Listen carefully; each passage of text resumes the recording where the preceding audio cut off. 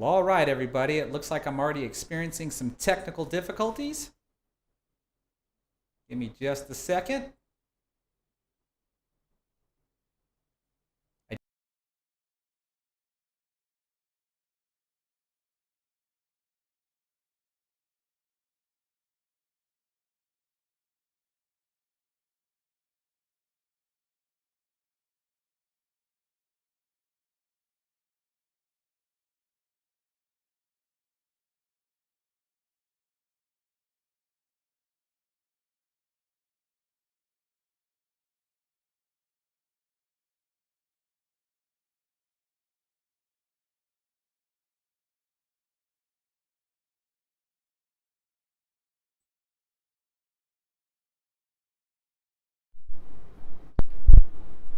Hello.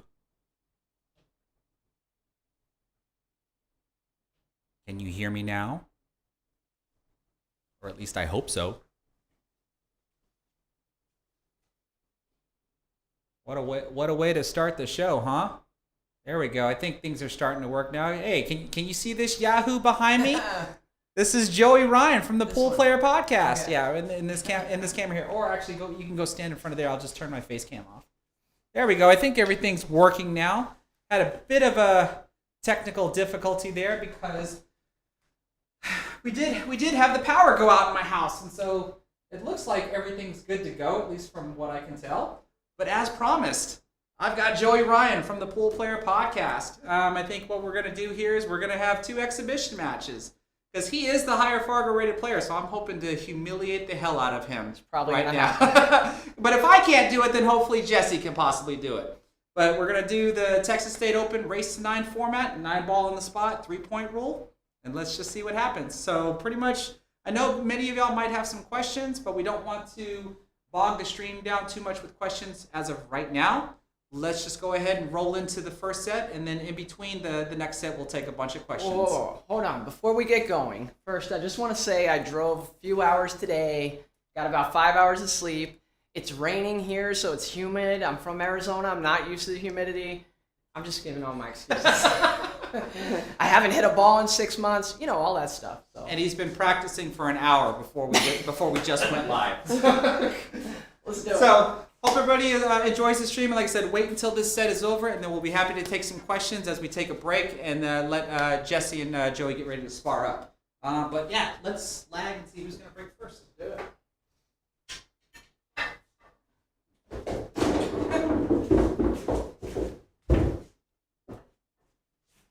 I was lagging terribly yesterday. Hopefully I don't do it today. Good luck, bud.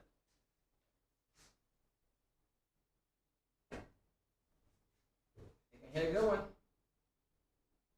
good is it? I've lost all the lags on my own home table. Home table advantage. Can I fade it? Oh, let's find out. All right. Let's get the coins going. I don't have a fancy overlay for exhibition matches. Now, I still will be at the main microphone taking questions. And so I know everybody's probably wondering how much better is Joey. His Fargo rating is a 698. Sure. Apply the extra pressure, Chris. Oh, yeah. Definitely got to do that for you.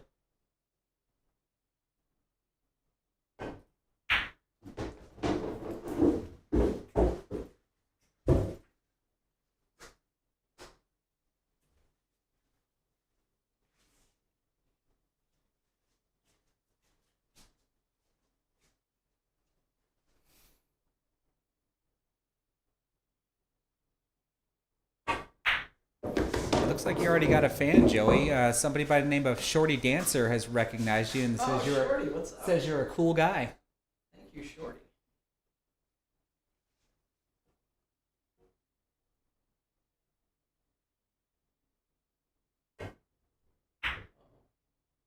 My pockets aren't that big.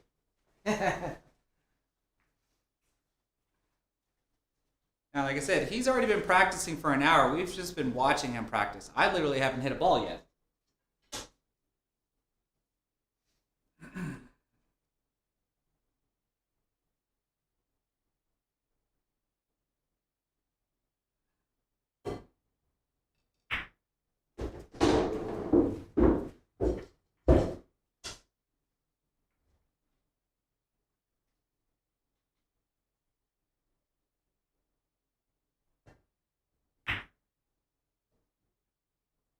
kidding me?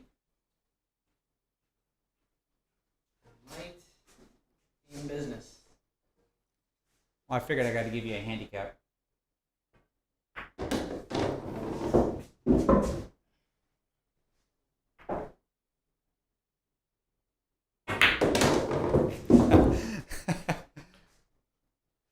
I've got one comment for you because the user by the name of Famous YouTuber says maybe the humidity will get to you, but why are you wearing a sweater?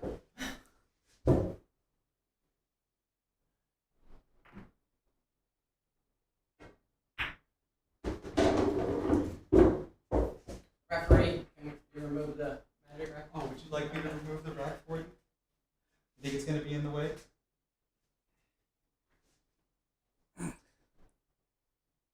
Good shot. Nice out. Thanks.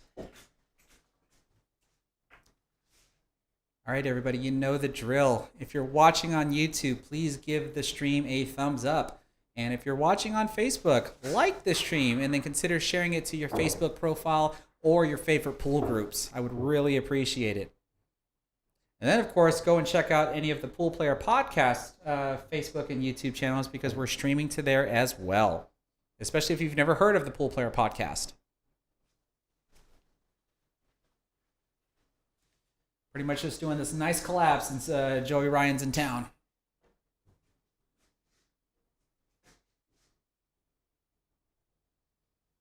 Yeah, I was going to say, don't forget to move your coin, right? If you break, it doesn't count. Good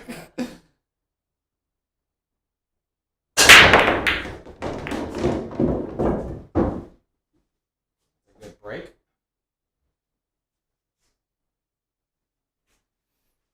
All right.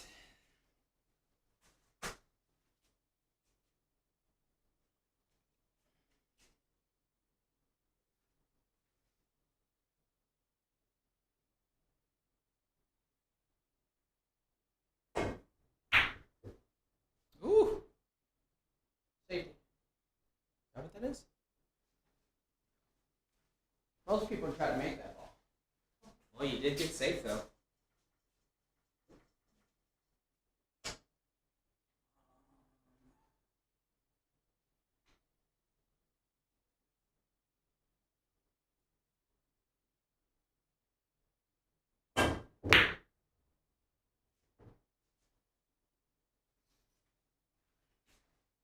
Almost kicked it in. All right.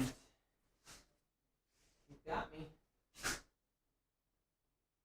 Oh, good. Then I'll say I meant to do that. Get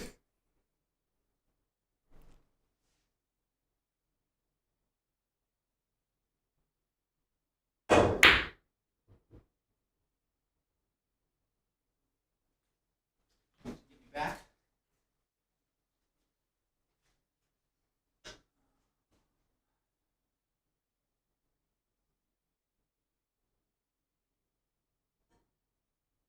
Touch the three. Come on.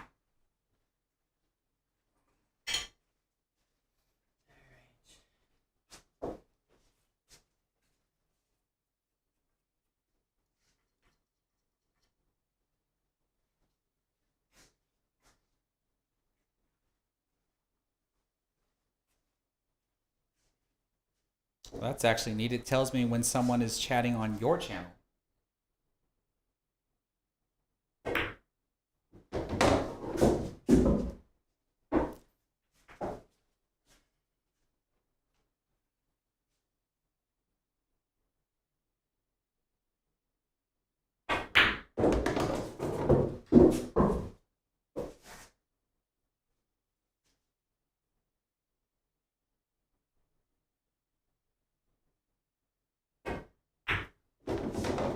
Shot. Thanks.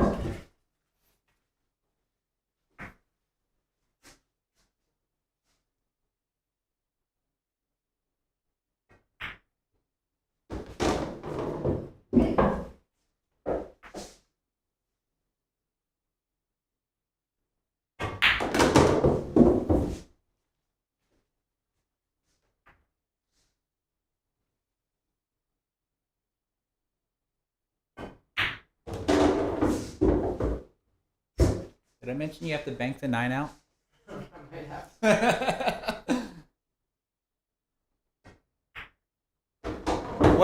Okay, clearly I've got my work cut out for me. Good start. I just need you to miss a ball every rack. Or foul every rack.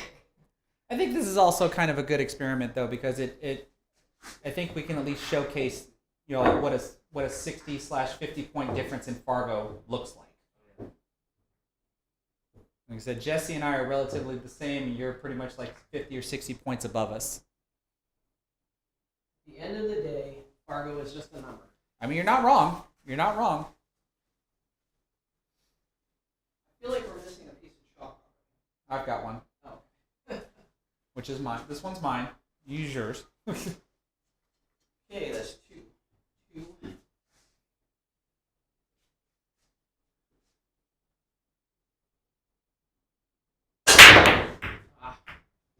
Got to cut it. All right, I have a shot.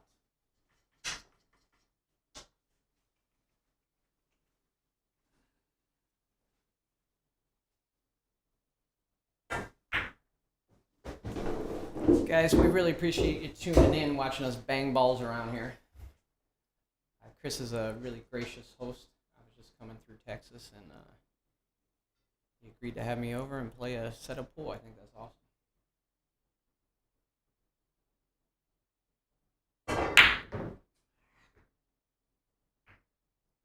Oh, Now nice that roll I've from the effectively sharked him.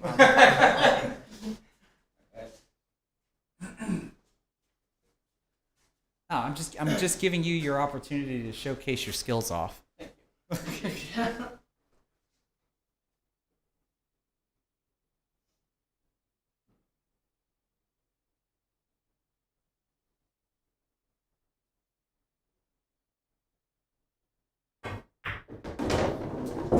Too much.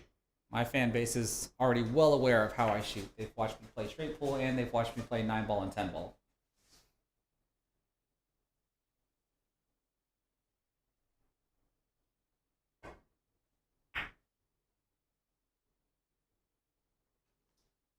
Hit.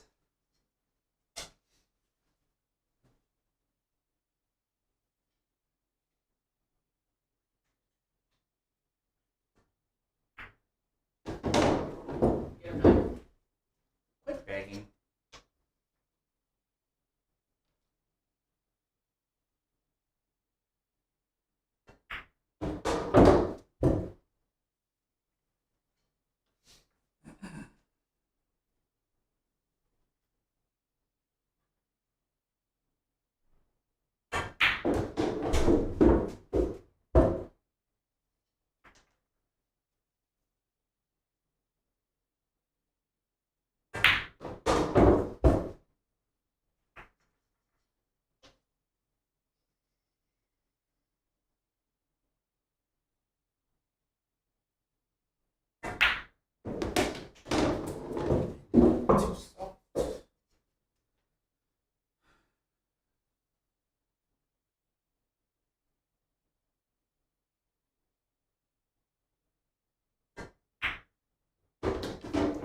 Too hard.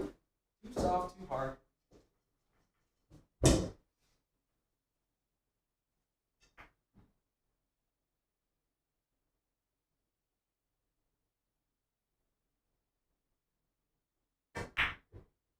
But you're not shutting me out. We already had our first Jason background question. Oh, really? Yeah. This is not the same Jaybird one pocket player.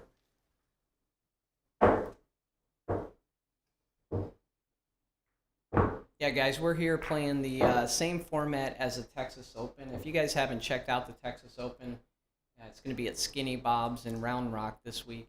It's going on right now, the one pocket, and then followed by the 9-ball. Great event. I played in it a couple years ago. I had Billy Thorpe shaking in his boots. Just kidding. He destroyed me. But it was a lot of fun. So check it out, or you can check it out on Pool Action TV. Get the live stream.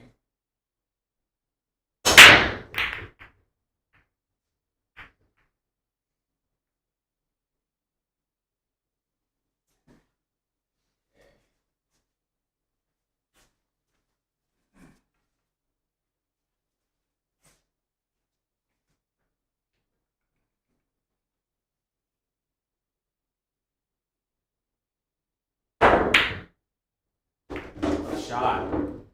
Hope and hope. Give me something.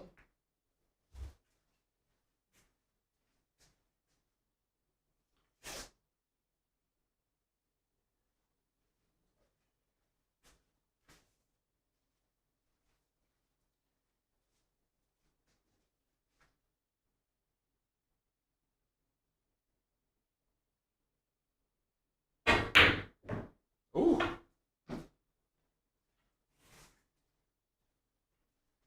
You know what you and Jesse have in common? I got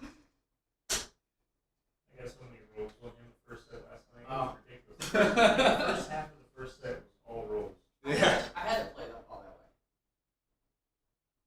way. Ooh. He shaved it.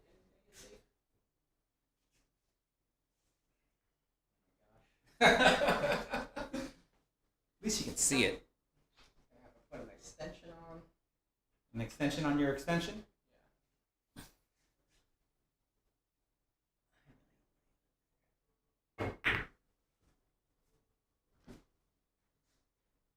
Give me 5.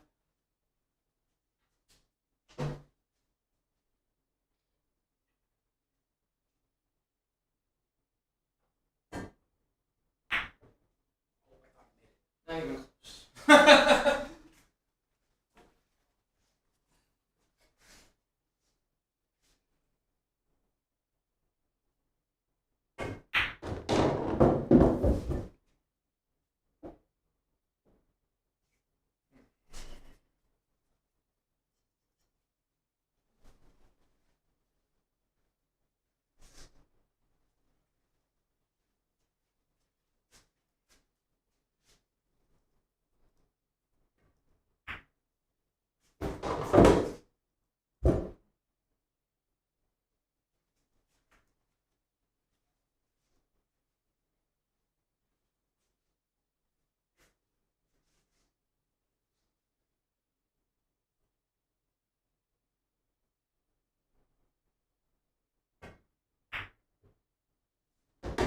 Nice shot. Same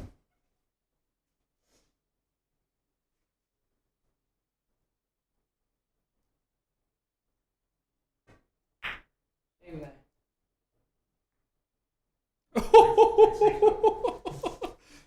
Same guy. Same guy? Why? Seriously.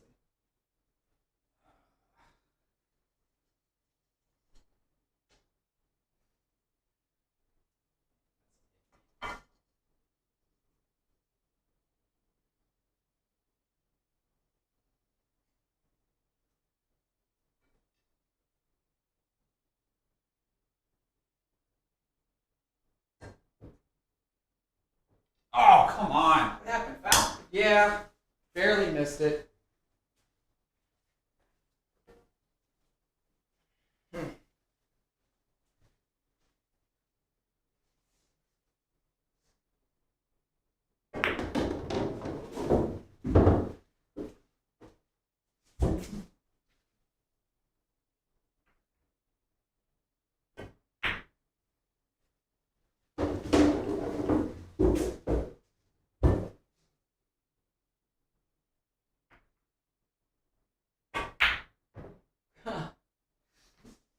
Let me guess.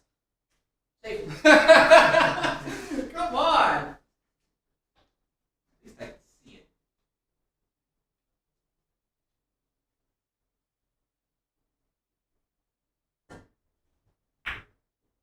Nope, that's gonna leak out.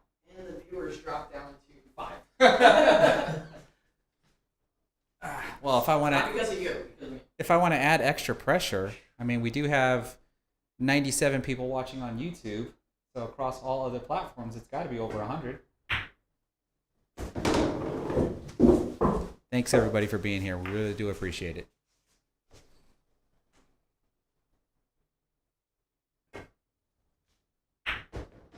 Oh, I like my chances. Table curve.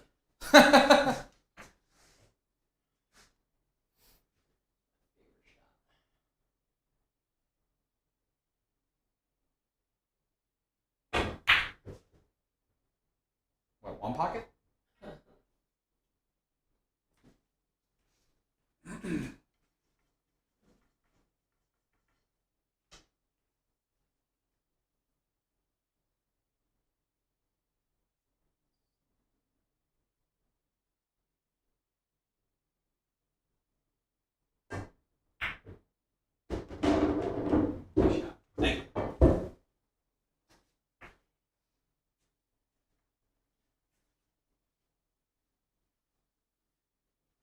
Anybody that's watching on my channel, I'm pretty sure y'all are wondering what Joey might be using. We'll answer all of that during the break. Yeah, guys, and this is Joey. If you're watching on Pool Player Podcast, on Facebook, YouTube, if you're watching on our Dogging It Twitter, and you're not following Low Chris, I think everybody's following Low Chris, but if you're not following Low Chris, get over to his YouTube, check out his Facebook, and give him a like, a subscribe, follow, all that good stuff. What's the score? 2-2. Oh my God.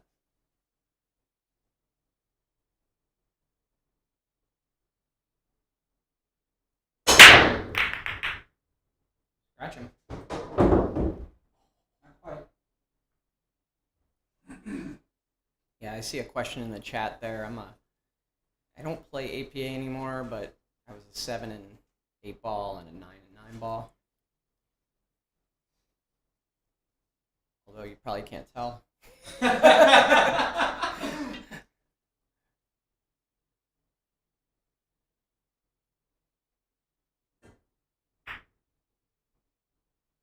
shot. Oh, and I can't even move the rack. Not anymore.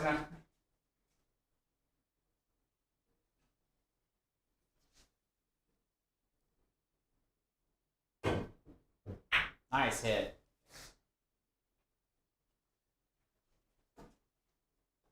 This will be always everybody's complaint about using. I'm sure you've done a video on the 2-rail kick system, huh? Yes. I have the plus 2-rail kick system that I've done, but I haven't done. I've demonstrated the midpoint parallel shift system, but I've never made a video on it. Not yet, at least.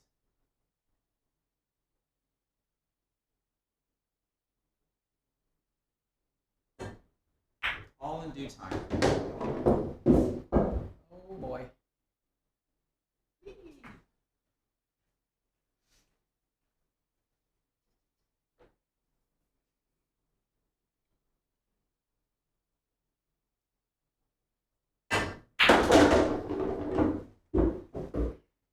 I do get a lot of compliments as to how I break things down for people to consume and learn.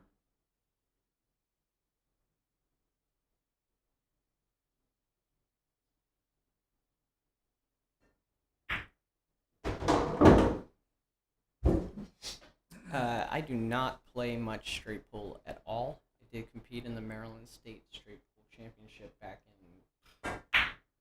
maybe 2006 and didn't do so hot.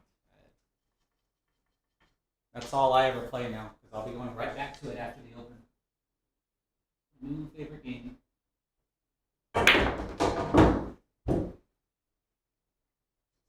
All my followers know I'm trying to do a road to 100. I saw that. Currently, my best is only 79. 79. I'm learning. Slow down.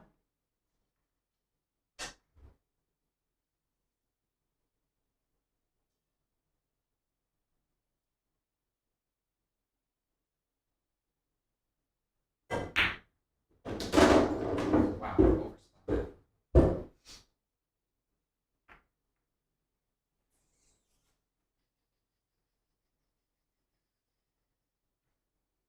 Is he going to bank it? Is he going to cut it? What's he going to do, folks?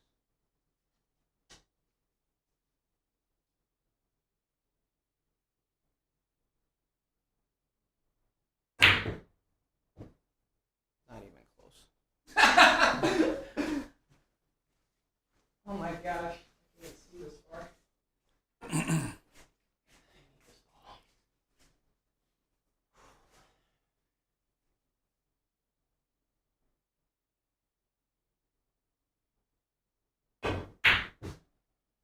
Well, at least you lived up to that statement. Really?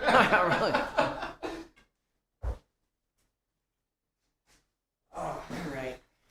It's time to go to the bathroom and wash my face. We need another shot like this.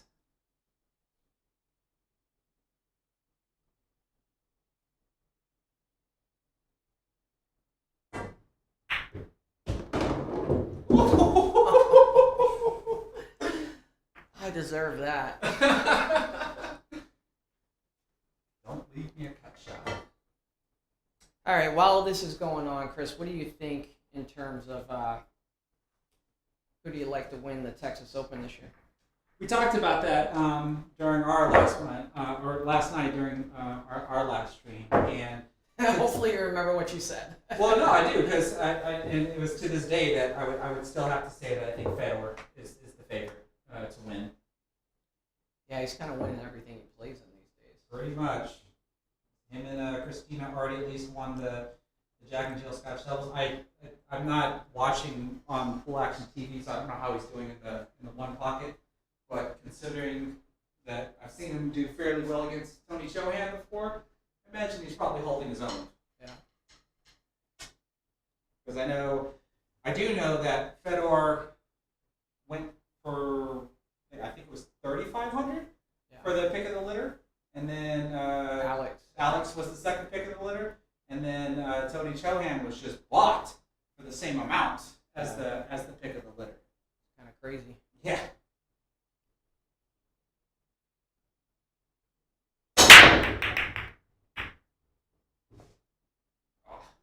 Guys, I see the questions. I'll answer those in 1 second after I dog a ball.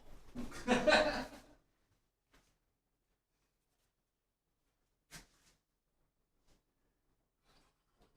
is actually my first non-compliant break since I didn't drop the ball.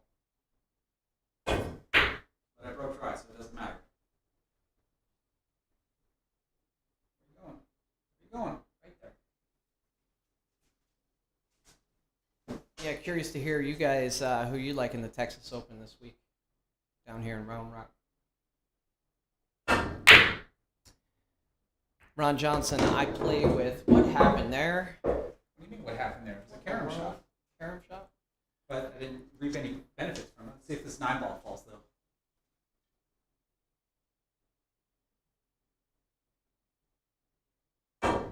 Is that a good hit? Ooh.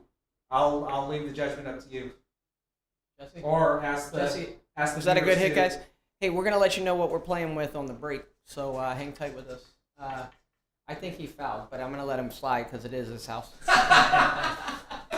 we had the same thing happen yesterday too.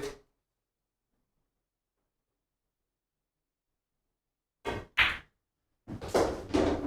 just wanted to show that you can make a far shot after missing the last one. Yeah.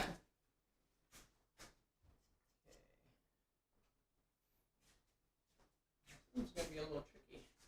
But we do have votes saying that it was a bad hit.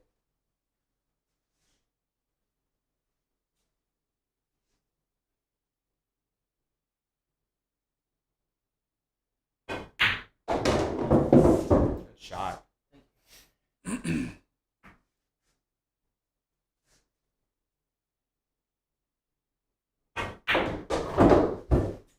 Surf topics. I haven't seen you in a while. He said it was a good hit. What? I never liked that guy. Whoops. Still a good lead. That hour of practice wasn't enough, Chris. Needed 2 or 3.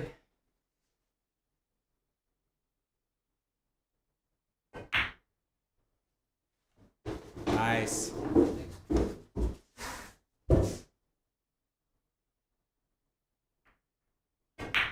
Let me catch a gator. Well, we got to put on a good show. All right. So just like Joey did for me, if any of my viewers either do or do not know about the Pool Player Podcast, there is a link to Joey's YouTube in the description of the stream. But that you can also look up the Pool Player Podcast on Facebook. Be sure to give them a like and a follow and a subscribe. The score is currently 3-3. Joey knows if he beats me too bad on my show, I won't welcome him back.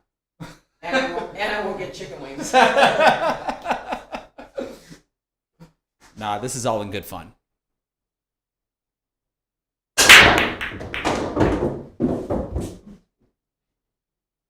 As you can see, our breaking styles are completely different.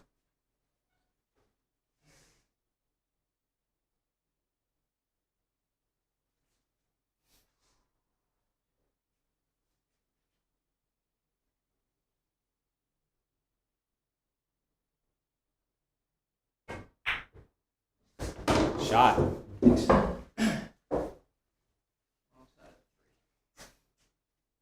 Oh, good side for me then.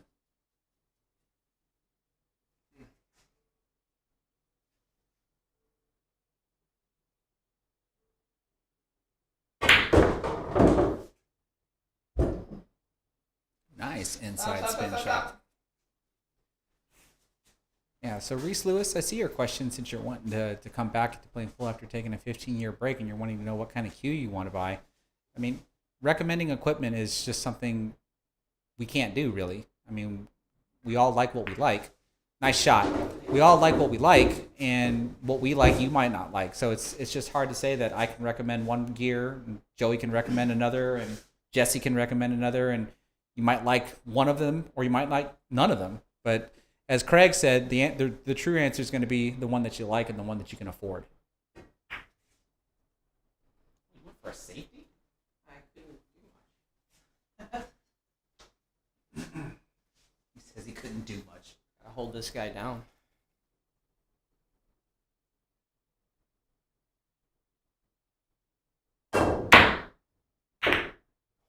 I went for it. That 6 ball should have made the Big pocket bounce. bigger. Big bounce. Get up there, side pocket.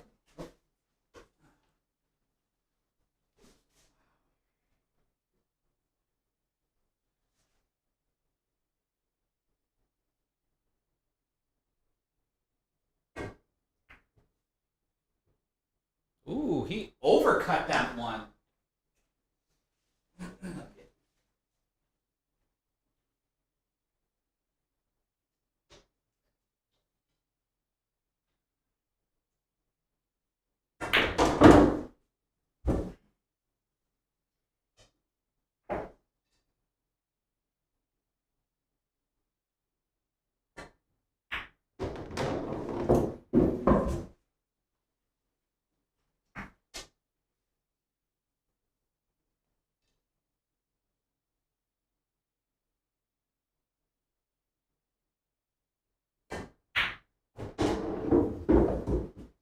Jeez, why am I always giving myself these 50-yard shots?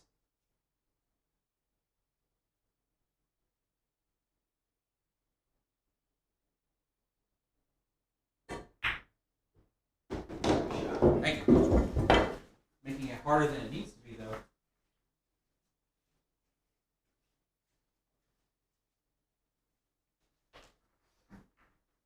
So should we hopefully expect the Pool Player Podcast at next year's Texas Open? I understand work got in the way this year, right? Yeah, I'd love to come back to the Texas Open. It's a great event, well run, great pool room. Yeah, we'll see. See what the future holds.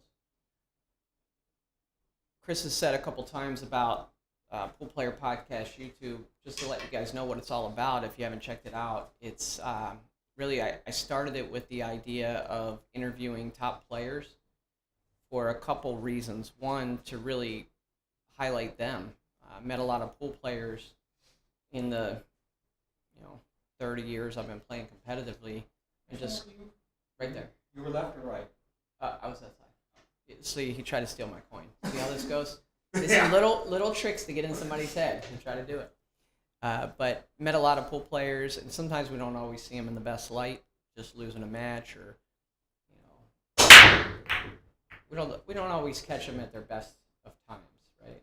And so I wanted to do something to promote the players a little bit, so people could get to know them, but also promote the game and figure out a way to help grow the sport. So if you haven't checked it out, there's interviews with really all the top players, tons of top players out there, and then even industry people like Lil Chris. He's got an episode. We had a lot of fun with that one. So go check it out.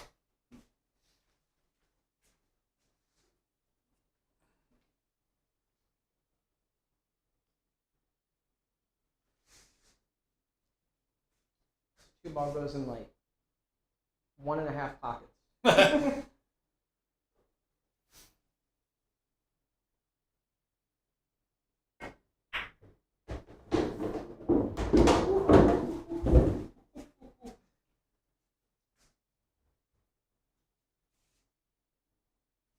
Nice save.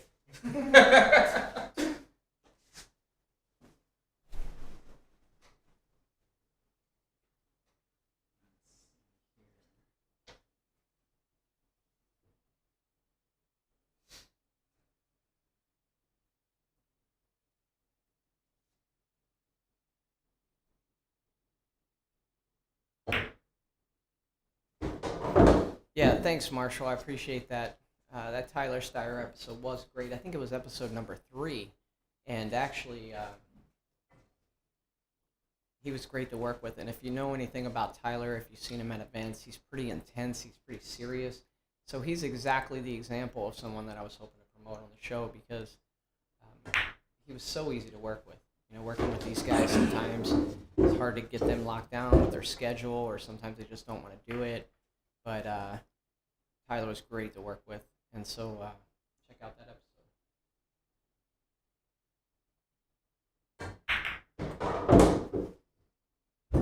Good shot there by Chris. Notice how he really focused on where that 4-ball was going to go after contacting the 8. Very important combination. Equally poor shot by Chris. Yeah.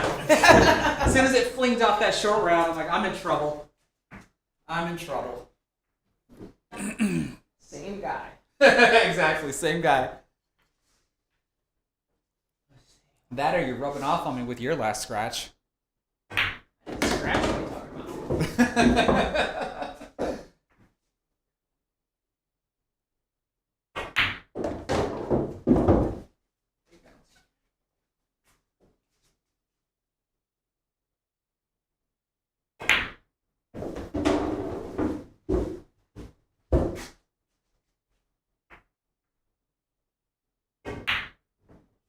Oh, are you kidding me? Did you rush? I can't reach that far. Did I mention I drove 4 hours? Did I mention it's raining here and humid? All right, guys, don't worry. I'll kick it in gear in a minute. Not if you want chicken wings. I saw a question about my cross, and does it distract me when I'm playing? It doesn't. I think the only time I've ever had it distract me is when I am playing on a bar box that has the metal around the pockets, because there's been times where it'll snag on the pockets. But most of the time, I'll have it tucked in my shirt when I'm playing because of that. Most of the time. But here at my house, I never have to worry about that. You guys have seen Chris play. You know he needs Jesus. Well, I mean, clearly he comes through. I mean, you dogged that 9 for a reason. Divine intervention. Or was it free will that you missed?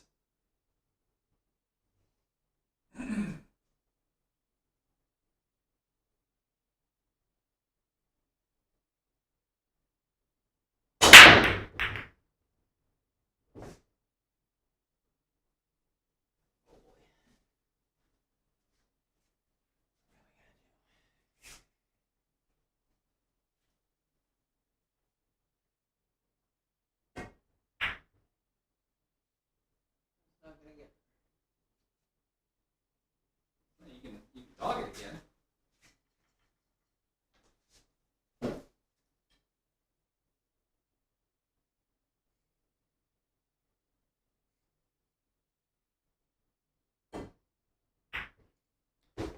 You know, that question about does his chain bother him when he shoots, it kind of reminds me, there was a really good pool player in Maryland that just passed away. His name's Don Hutchins. And good gambler, good action, always getting into action. He used to play with a Joss cue, and I remember one time I'm in the pool room with him, and I said, Don, let me hold your cue and let me hit a ball. And I picked it up. And when I went to stroke the cue, I almost got splinters. There were so many dents and indentations in the shaft. And I've always been one to keep a meticulous shaft. And for me, to feel his shaft, I turned around, I said, Don, how can you play with this thing? He's like, it's fine if you don't think about it. Your statement.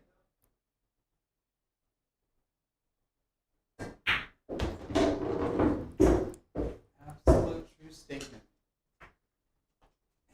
Only bothers him if you let it.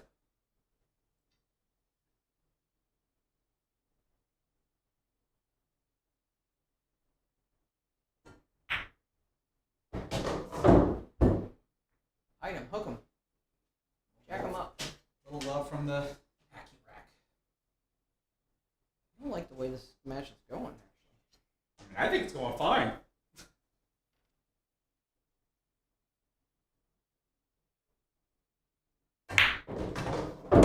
that shot. Gotta poke that one a little.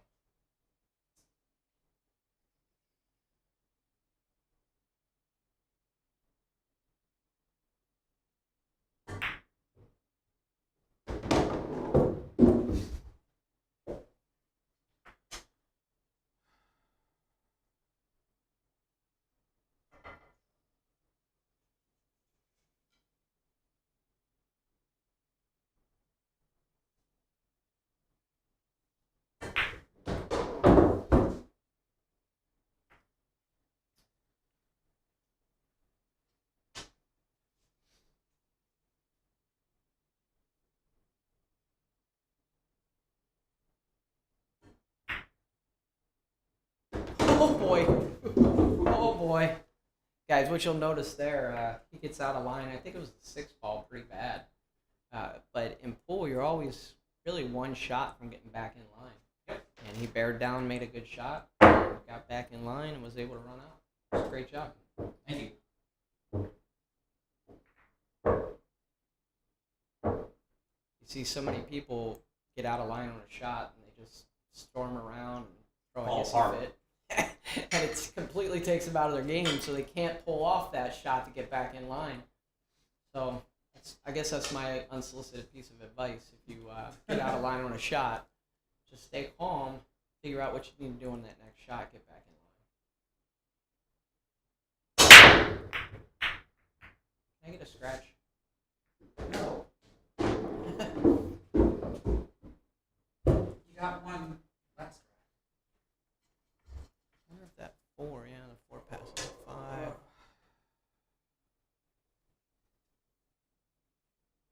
Get on the 2 ball, he's in good shape.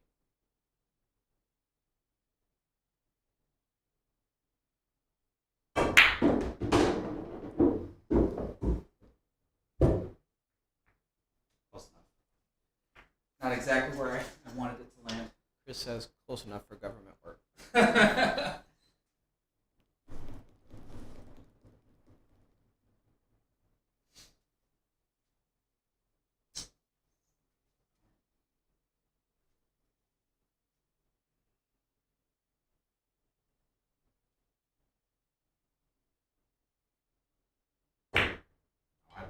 That's so bad. Didn't leave anything easy.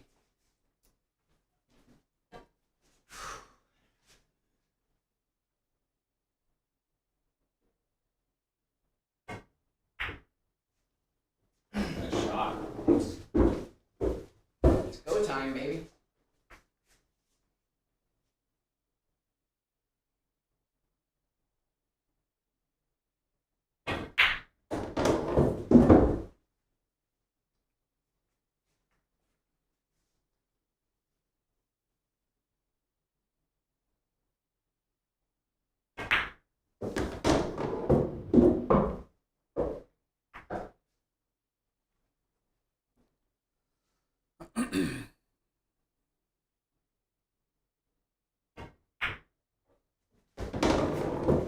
Joey's catching a gear.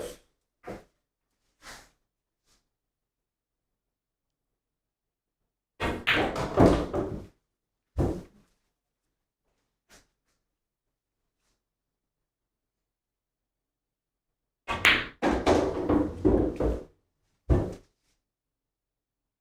rid of the booby trap.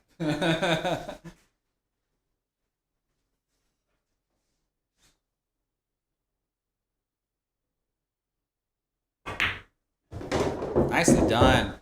I like this comment from Surf Topics. He's telling you to get back in there, Joey, because we both started off with some real soft, nervy strokes, but it looks like I'm getting more comfortable where you're a little behind. I bet you would like that comment.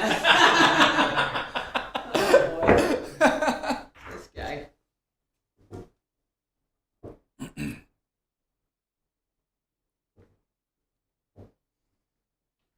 Been in a lot of high pressure matches in my life. This one's probably the worst. I don't know what it is about playing in tournaments that, I guess we're just so used to it because we've done it, but playing in this type of environment is like a whole nother level of nerve-wracking. At least it is for me. Yeah. Streaming? Yes. Yes. Did you double No. I won the last Yes. few.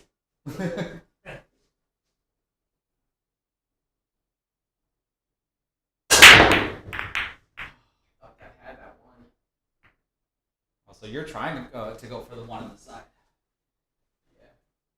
I don't go for that on my break. Let's see, y'all.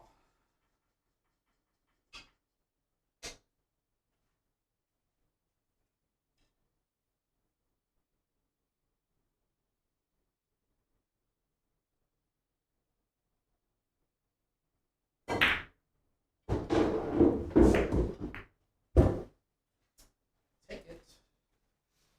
I will take it.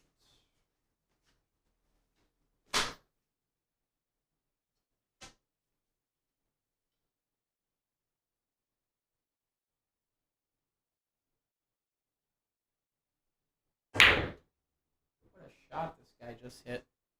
Almost a two-way. Either I make it and bridge over the 9, or I'll hook you. What a shot this guy just hit. Starting to not like his hospitality. I'll wait until you get food, then you'll change your mind. Get him, Seven. Nice hit.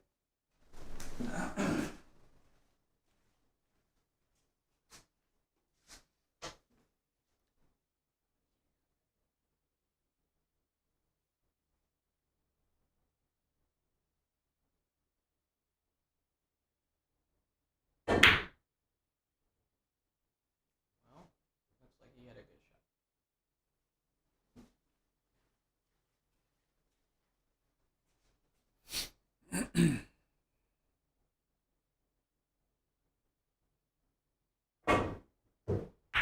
Nice hit.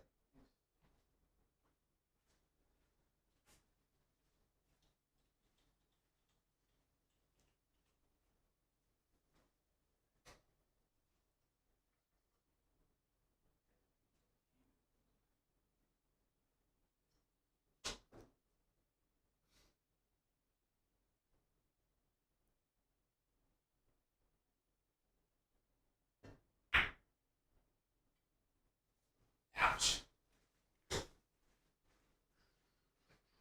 Let's go.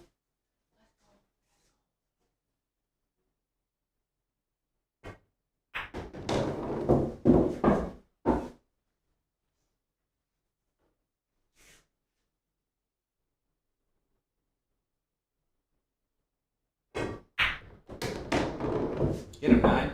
Hey, easy. Dang it. I'll clear that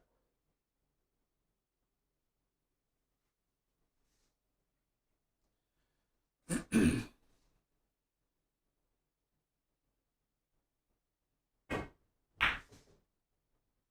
I had a feeling try. But if I make that ball, it doesn't happen. Yep. That's the funny part about it, right? You get a completely different reaction over here. That was not a good time to scratch, fellas.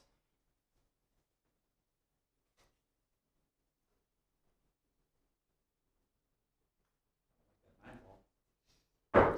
don't really like going this route. I'd rather go this way. But I like this ball here. Yeah, he's trying to figure out how to get on the 5 ball here. Because the 9, if he goes forward with a little bit of right hand spin, the 9 ball's pretty much close to the path. Or if he goes around the 9 ball, that takes him closer to the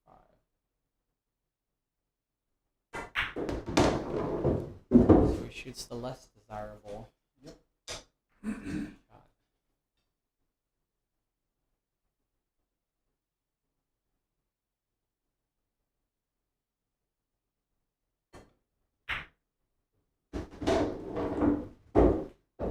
Good shot there.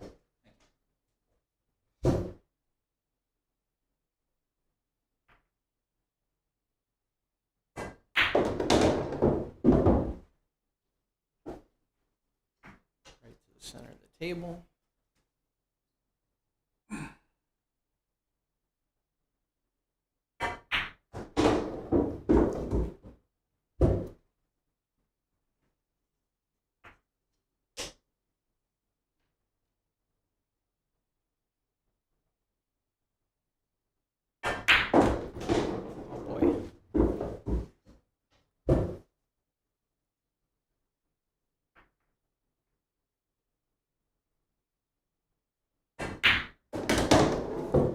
What is that?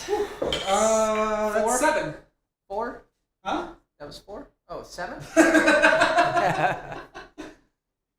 Chris is playing well. He's got me stuck here. 7-4. Race to 9. $16,000 in the middle. Oh boy. Of course, it's Monopoly money.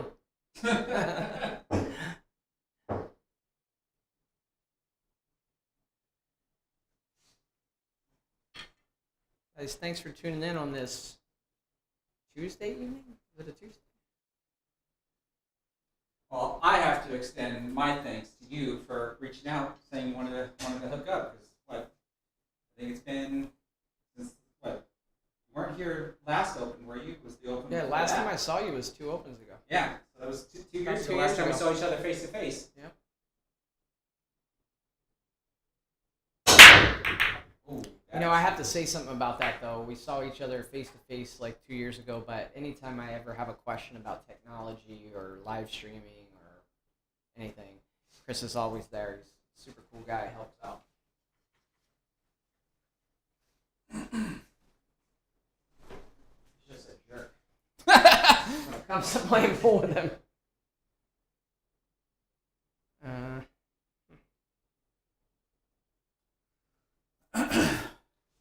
gonna regret this. If you ever get down on the ball and say you're gonna regret it, don't shoot it. Leave me a shot. Yes.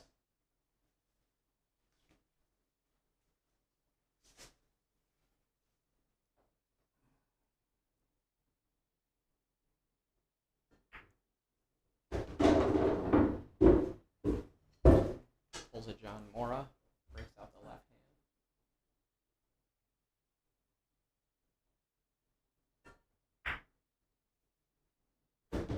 Sometimes it helps me ambidextrous instead of playing with the bridge.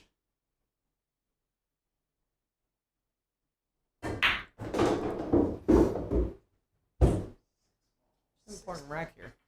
Gets into the hill.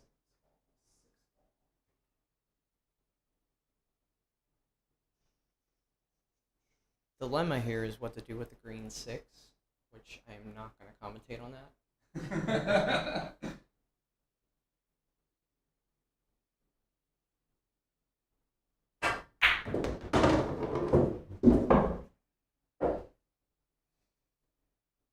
Here's what I would do here. What did you say?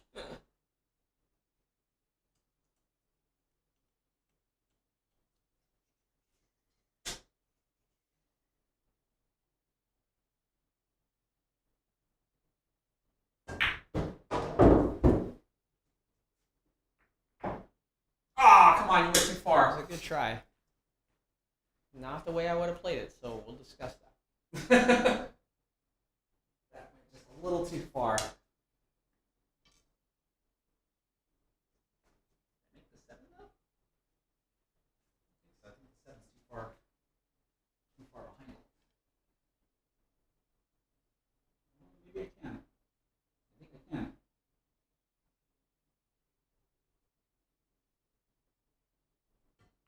Nope, never mind. But I still get the safety as Liar, backup. you were just trying to torture me.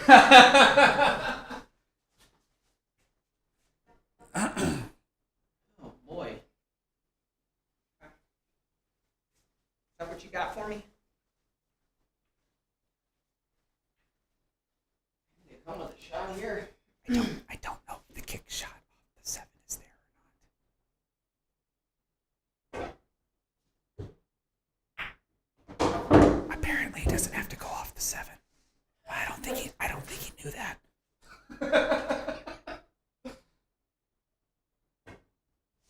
Oh! Holy moly. Double weight. Is that 2 fouls? Can't buy a bucket.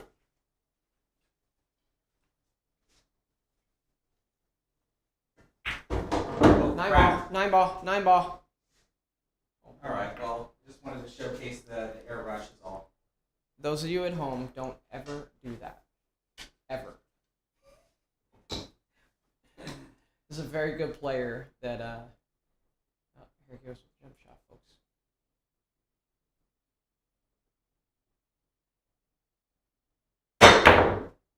Not even close. What are you talking about? Oh, never mind. Very good player that used to play in Maryland. His name was Jerry Slipka. And one time I heard this story that somebody asked him, what's the best piece of advice you could give somebody about pool? And he said, think of the absolute worst thing that could happen on every shot and don't do that. That's what just happened to Chris on the 7 ball. All right, he gives me new life. I gotta bear down. Come on, baby. Come on, Jesse.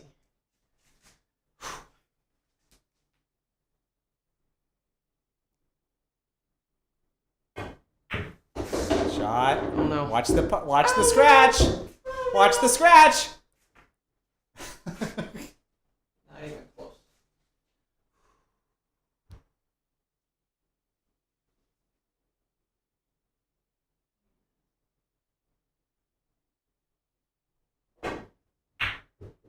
Wait for it. Leave him long. Leave him hooked. Hidden up on something. Jeez. That's not good.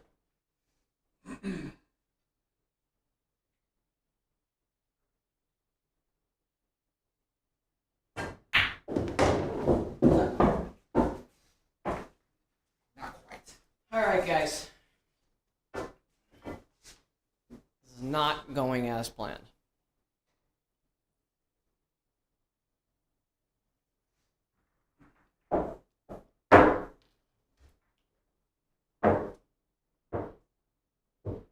I have to win every game. I've been in situations like this before. And basically, I say to myself, should little Chris beat me in any one game? And the answer I tell myself is no. So then I just try to win this game. And then I say the same thing next game. And the answer will be no. So if you think about it like, oh my God, I got to win 5 games, seems daunting. I just got to win this game.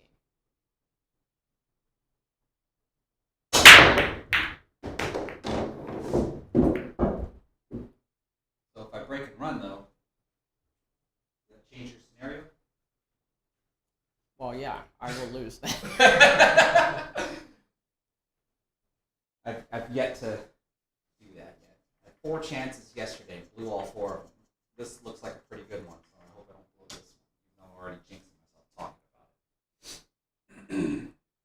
I think it's important to note here that little Chris is probably playing in the Texas Open, so I want to make sure to boost his confidence.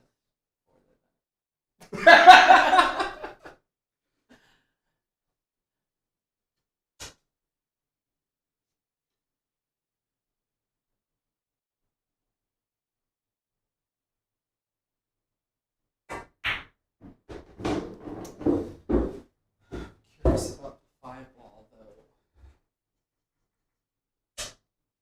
Unless I move it right now, and still get a shot for 3.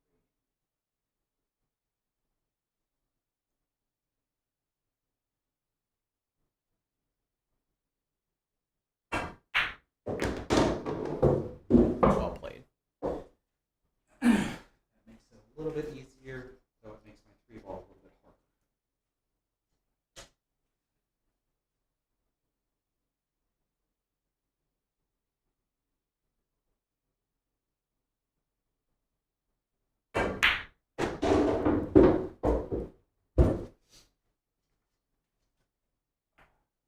It's like he's fixing to run this table. In Texas language. Fixing to run it.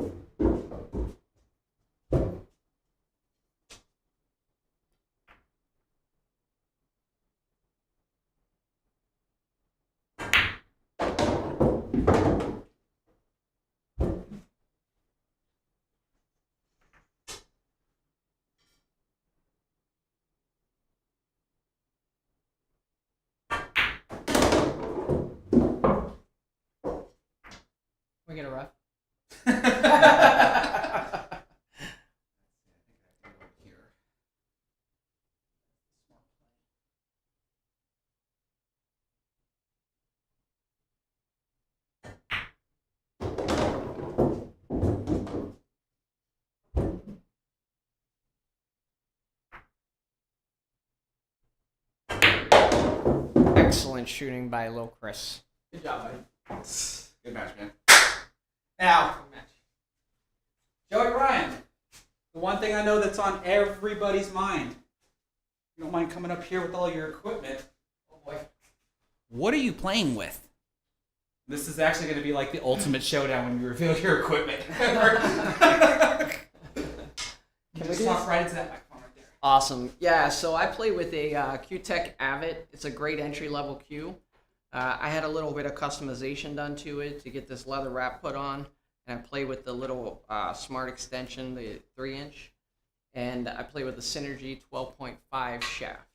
So the What's the Avid's... weight? So it's 19 ounce, but I've added about 1.5 ounces to it. So it's a little heavier. That's probably why I lost tonight. First time playing with the heavier option, but it's a great entry-level cue. You can get one of these Avids for a couple $100 with the glass bonded shaft. And then that way, as you progress, if you're a beginner, you progress and you want to move on to a carbon shaft, you can add that pretty easily. Fits right on it. And then I play with the Reach brake cue. Awesome. There's a number of good brake cues out there. I really love this one. Really cracks the balls good. Obviously, braking is not just the cue, it's the technique. But once you get something that you really like, it allows you to really work on that technique and hone it. And I'm really having a great time with this brake. And then my jump cue, which you never got to see because Chris doesn't know how to play safe. He just runs out from everywhere, is the Q-Tech Propel. And so this is, you'll see it being used by Fedor Gorst and Shane Van Boning. Great jump cue. The technology is amazing. Pop balls straight up in the air pretty easily. It's got this little 3-inch extension on the back, so if you're up closer to a ball, you can pop that off and get the ball even higher. So yeah, that's what I play with. Started using a glove a couple years ago. You know, everybody's doing it. Everybody's doing it. Everybody's doing it. A lot of guys doing it. Yeah, and I've been using Town Chalk. It's been working out well for me. One tip, though, we were just talking about is with the Town Chalk. The first time I got it, I started miscuing like crazy. I'm like, this chalk is terrible. But what I didn't realize is you got to take that chalk and like take a nickel or a dime or something and really scrape the top layer of it.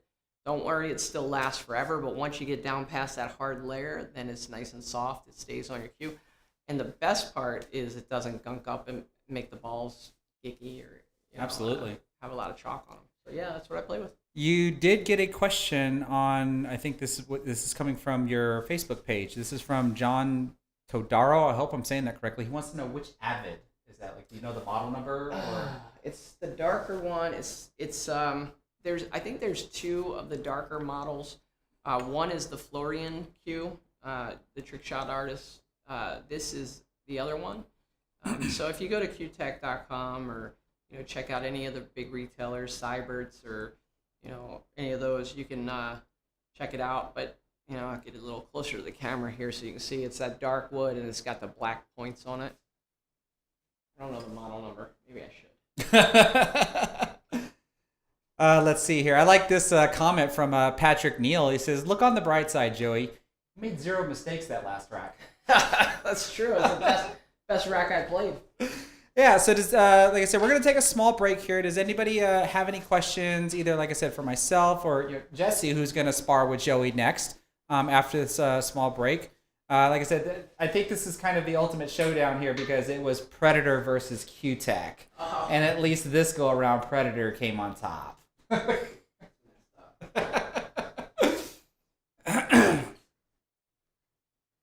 Oh, but Patrick Neal says you can beat Dominic Dunn with that equipment.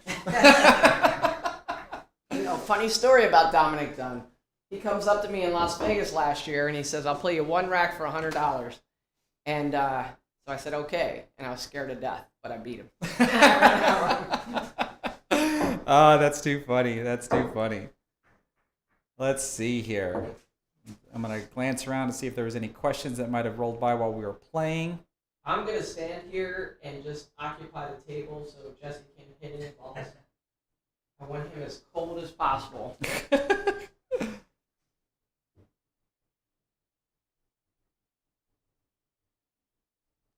John Todaro says Dom is the great white hype of pool. Marketing genius.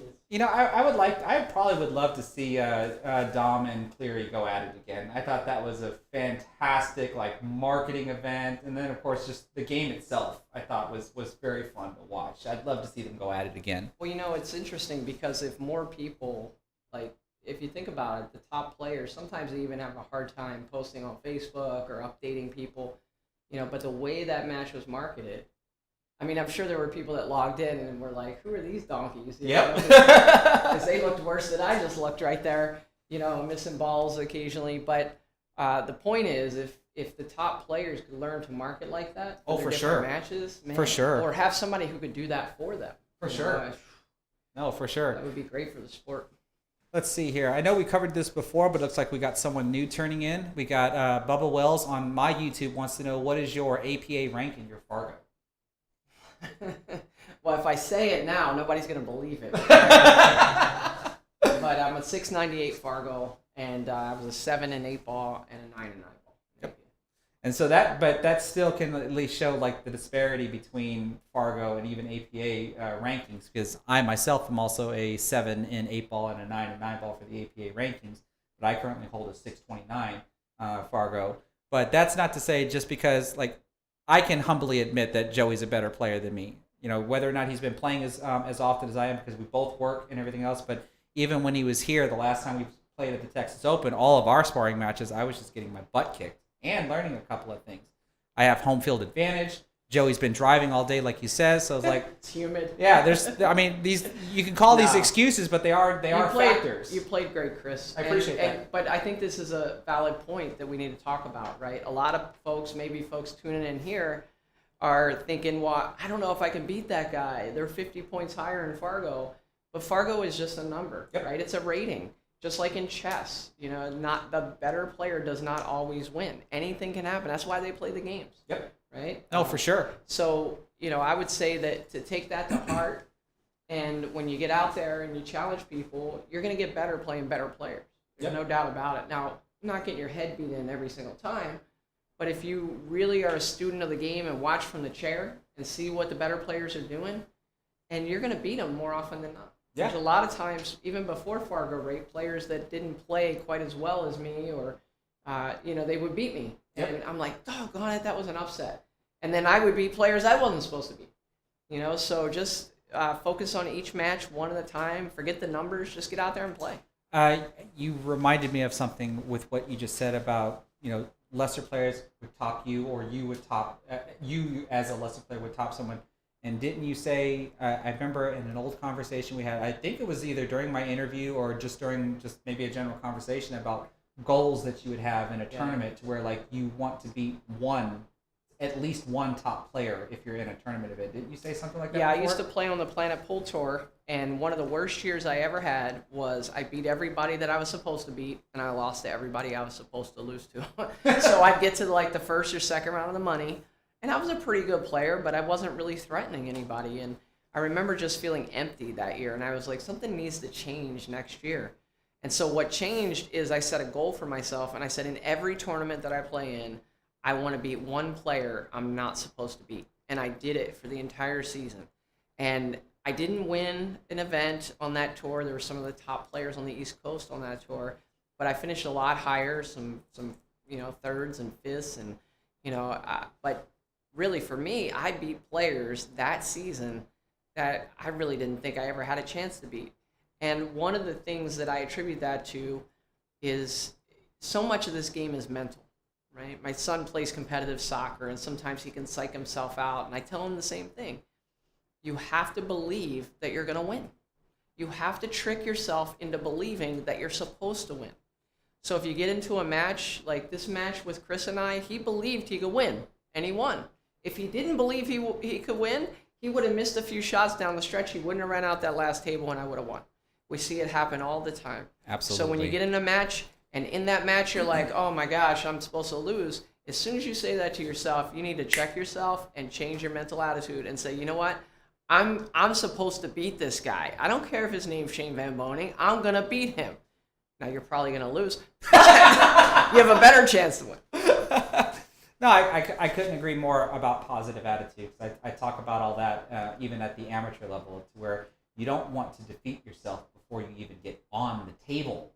Yeah. Because if you've already mentally checked out, then there's no purpose in even walking up to the table, as far as I'm concerned. So definitely having the right mental attitude going into the game. You can be realistic as well, but being more positive than negative on top of being realistic, I think really goes to a player's favor. Definitely. For And, sure. as you progress in this game, there's gonna be a player who's gonna beat you 10 times out of 10, and then all of a sudden you're gonna beat them once, and then you're gonna beat them the next fourth time after that. You're gonna beat them again, and all of a sudden now you're beating them 3 or 4 times out of 10. When you're beating them 3 or 4 times out of 10, you're just as good. You just don't realize it yet. So once you realize it, then you're beating them 6 or 7 times out of 10, and all of a sudden they're not as good as you. And that's how you climb the ladder in this game. For sure. For sure. For sure. And holy crap, Eves, thank you so much for the 666 Canadian Super Chat saying just because. Thanks, Joey and Jesse and Lil Chris, for the awesome stream. And everybody, please hit the thumbs up button on every single platform that you might be watching this on. I think we're going to 5 or 6 different platforms right now. We're even on Twitter. Yeah, my platforms on Twitter and on Joey's platforms. Really do appreciate that, Eves. Thank you so much. Joey, you have a question from Patrick Neal. He wants to know if you're going to join the AZ's ladies team for a rematch against LV. Oh, yeah. Arizona's ladies team just lost to Nevada. Really? Yeah, Las Vegas. No. I had enough trouble when I played for the men's team or the open team against Las Vegas. Those are 2 great pool scenes. Mm-hmm. You have the Las Vegas pool scene and the Arizona pool scene, and they're super competitive, and every time we play against each other, it's a tough match. But it's always fun. A good camaraderie. It's a 5-hour drive up and down the highway there. So we have a lot of fun when we match up against Las Vegas. All right, that's too cool. Well, I'm not really seeing any other questions. Joey, do you need to take a bathroom break or anything before you spar against Jesse? No. Oh, he's just ready. He's just ready. Let's go. Well, Jesse, are you ready? Yeah. Well, then let's get to I it. succeeded in not letting him hit a ball. So I can kind of run the show from here. I might be able to switch camera views from time to time, just to give y'all different angles.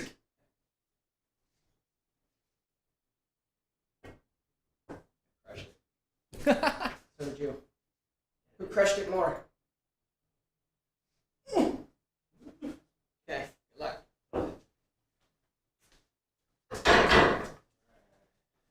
Alright. Not good enough that one of you beats up on me. Well, now that you're finally warmed up, Joey, I think you'll be okay. Yeah, I was about to say, I've seen this movie before. 2 brothers and a stranger. Why do you think Chris wanted to go first?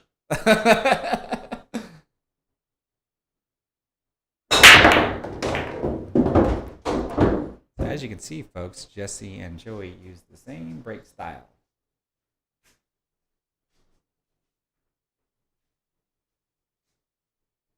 I will be over here doing some colorful commentary trying to shark the both of them. So Can we get you a soundproof? so feel free to ask some questions.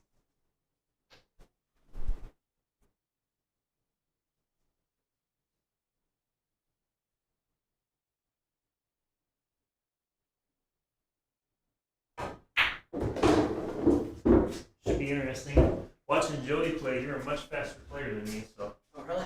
should be interesting. Yeah, both Jesse and I I guess you'd say we're medium paced players. Deliberate. Yeah.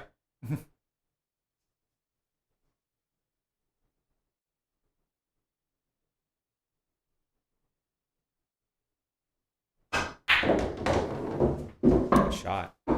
Let's see here. Murky Joker, you're asking how do you get an opportunity to shoot in Vegas? Well, I think there's what? The APA way. 4 leagues. Yeah, there's 4 different leagues that shoot. Well, VNEA is another one, right? What's the BCA, APA, ACS? Oh, ACS goes out there too? Yeah. So I'm very familiar with the APA league, to where if you're either playing on a team or if you try to qualify as a single player, you can, depending upon your league area and your league operator, you can have your flights and your hotels and stuff paid for along with your entry fee. BCA route, though, I think has to be fully funded by the player themselves. And I'm not sure about ACS or VNEA, but there's at least 4 different league types that allow you to shoot in Las Vegas. And then, of course, I think you can just sponsor yourself. I mean, there's always that route.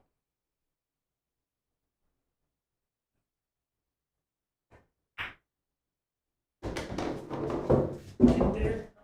Overran it. Overrun it.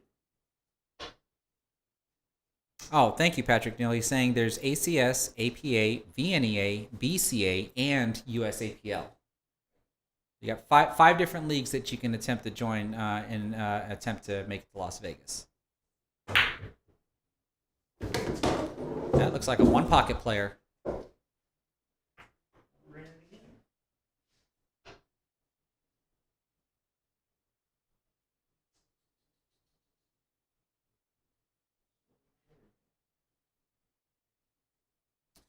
Now, this is actually a very refreshing comment from one of my viewers. It's so nice to again see some 9-ball matches from normal people. And like This guy. sellout. But I very much like that comment because I always like to say, like, you know, the pros get their publicity as they should, but I just don't think there's enough publicity of amateur pools. So that's another reason why I think of the Dominic Dunn and Andrew Cleary match. You know, is we don't see it, we don't see enough of it, and in my opinion, I think we should.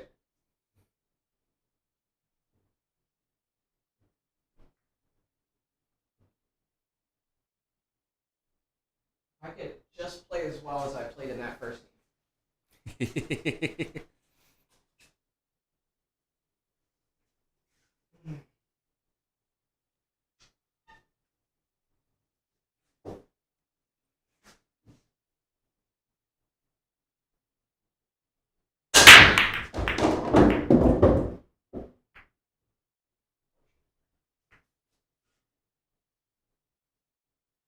If anybody's unfamiliar with when breaking 9-ball with the 9 on the spot, you can see Joey's targeting the wing ball and the 1 ball to go into the side pocket. And the wing ball going into the corner is obviously good. It's the ball dropped. The 1 ball going into the side pocket, though, yes, you're pocketing another ball. Not so good unless Joey can take note of where the 2 ball's at in the rack, because that's what he's going to want a shot at.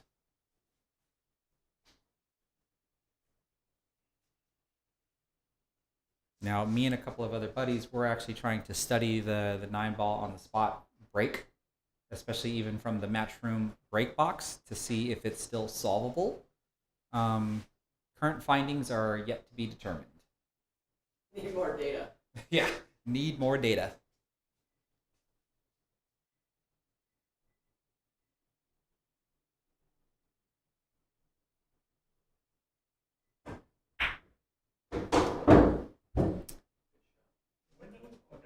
Here's a good question. This is from Hank Bell.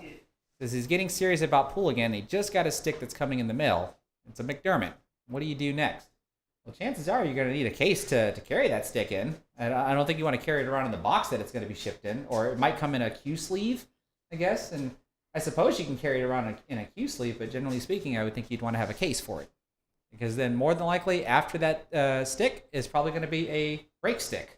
More than likely. So a case that can hold 2 Qs would probably be what's next.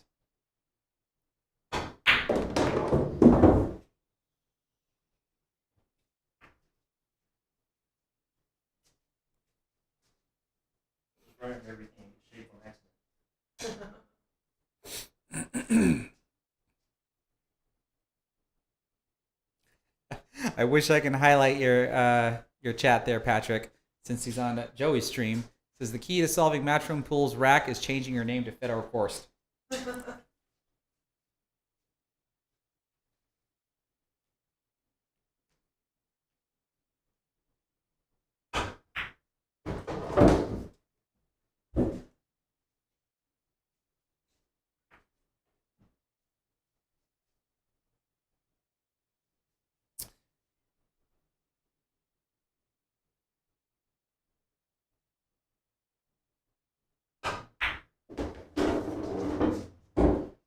Nice shot.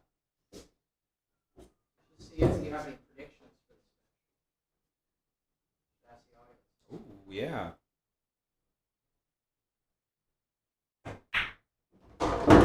So if anybody saw last night's stream, or based on what you're currently seeing from Jesse, which I'm going to try to shark him because he choked on the 9, the last rack. I didn't choke. And he almost choked on the 8. I choked like 3 shots before the 9. Just kept going. What kind of predictions do we think is going to come from this match here? Good shot, Jesse. All right, so now I saw your comments as I rewatched the stream, and so sorry for not getting to answer this. I guess all 3 of us can attempt to answer this. He says he's trying to get better with his alignment.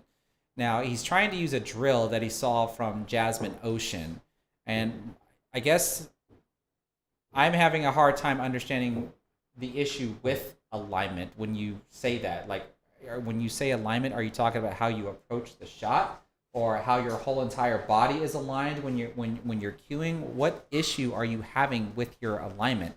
Because if you're saying you think you need to fix your alignment because you're missing shots, like, the alignment might not be your issue. So, like, what exactly is your issue? Because I don't think alignment is that big of a deal. Or would I be wrong in saying that? What do y'all think? I think it's a big deal. Well, I say that because of different ways, right? Because people have their own alignments. Now, unless you want to talk about textbook alignment. I mean, I think everything starts with your foundation. Yes. And so your foundation has to be solid and aligned. And then from there, everything builds upon that. So that's what I assume he's talking about when he says alignment, is maybe just the way his stance is as he approaches the shot. You'll notice the Europeans walk into the shot, so they get that, if they're a right-handed player, they get that right foot in the right place every time. Right. The left foot comes down to their line. So he's saying, for instance, how do you read and adjust to your own feedback, do's and don'ts, drills to improve? Then that's personal. Like, I don't think there's like a universal answer, other than you have to take note of what you're doing, and when you make your mistakes, you need to dig deep to the cause of those mistakes, other than just saying, well, I missed. Like, you really have to dig deep and understand, why did you miss? Did you miss because you misaimed? Did you miss because your arm tweaked at the last second to be able to cause some unwanted spin? Oh, I get to shoot. Yeah. It's a 3-point rule. Oh, I don't know what you mean. Like, that would be the best advice that I can give you in regards to, if you feel that there's a problem in your game, then one, having an outside person that you probably deem better than you watch you to point out whatever you think what they think your mistakes might be, would be a good way to go. Because otherwise, you just, like I said, you have to dig deep yourself to really determine what issues you might be having with your game.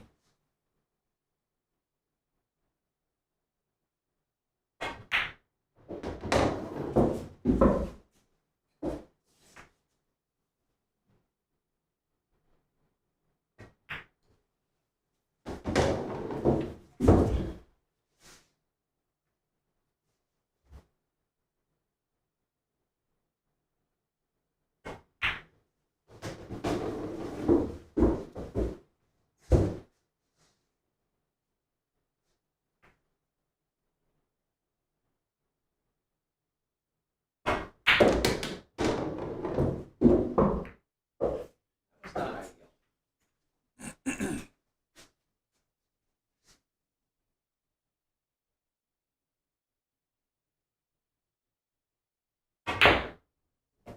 Good shot.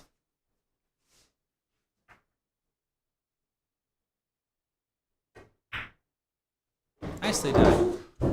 Okay, so he did get a little bit more specific. He's talking about vision center, and I don't have a direct answer for that. All I can say is, because I've said this for a long time, however a person gets down on a shot, like Joey Ryan was talking about, most of the Europeans step into the shot, and all their body mechanics go into play. When you get past all of that, the last thing that goes through your mind with whatever it is you're seeing you're telling yourself this looks right. That's the only reason why you pull back for your final stroke and then try to take the shot. You think everything looks right. But the fact remains is once your cue strikes that cue ball, you're going to find out if whatever you're seeing is right or wrong. Period. And if come to find out you are wrong, if you set up the same exact shot and see the same exact thing, then you should pretty much know that you're going to miss the shot. And therefore you have to see something else. And I have no other answer. Is that illegal? You broke dry, so it doesn't matter. No. No, you broke dry, so it doesn't matter. Oh, it doesn't matter. Okay. Yeah, as long as you break dry. So at the end of it, like I don't know any other way to fix that other than brute force training. Like, yeah. Because if you're always thinking whatever it is that you're seeing looks right, but every time you shoot the shot you miss, then clearly whatever you're looking at is not right. So you have to train your eyes and you have to train your brain to take whatever picture that you're looking at that you think is right, it's not. And you have to make some sort of physical adjustment to see what I like to call a picture, because I call it painting a picture. You have to see a different picture and then try to shoot the shot to see if your correction is correct or your adjustment is correct. Do you account for your eye dominance? I do now because Some people do, some people don't. yeah, I do now because I used to align with the cue perfectly under my chin, but now I do kind of turn my head a little bit because I found I'm left eye dominant. So depending upon people, because people will have the cue on the right side of their face, the left side of the face, right down the middle. I mean, people are different. I actually used to play for the longest time with the cue right down the middle of my chin, but now my head does kind of slightly tilt or turn to my right so that my left eye is actually looking more down the cue than my right eye, but I still have to have my right eye help me aim so I can see depth perception and know how far away something is versus how close something is. So maybe that's something you might want to consider.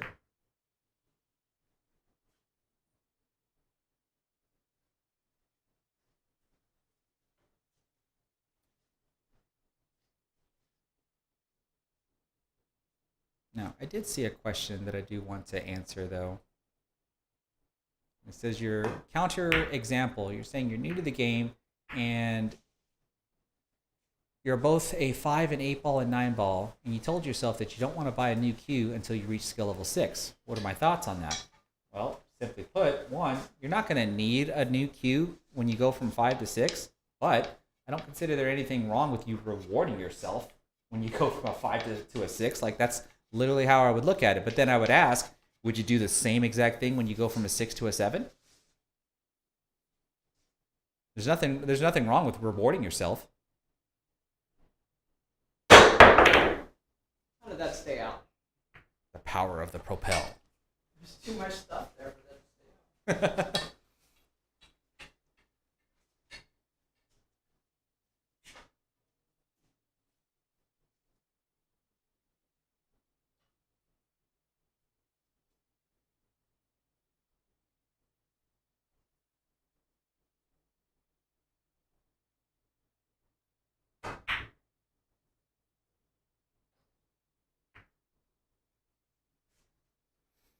That's a good shot.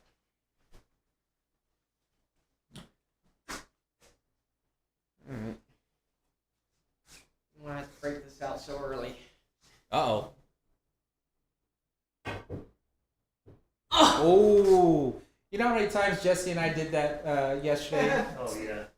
Two rail kicks because we want to hit the ball from the second rail so that way we try to get position and we do exactly that and just barely miss the ball.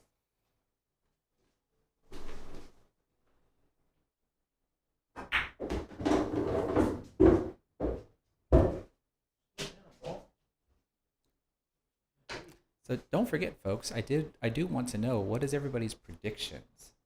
What do you think the final score will be at the end of this match? So currently Joey is up 2-1.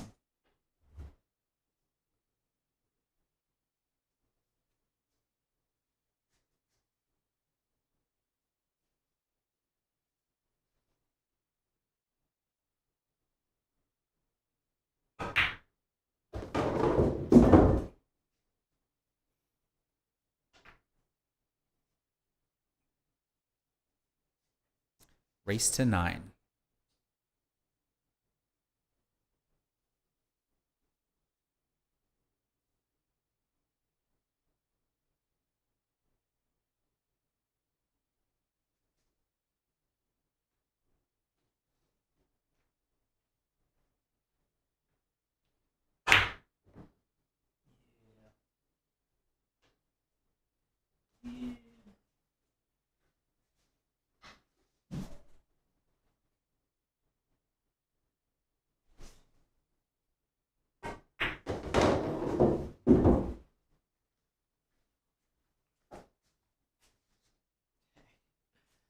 Oh boy.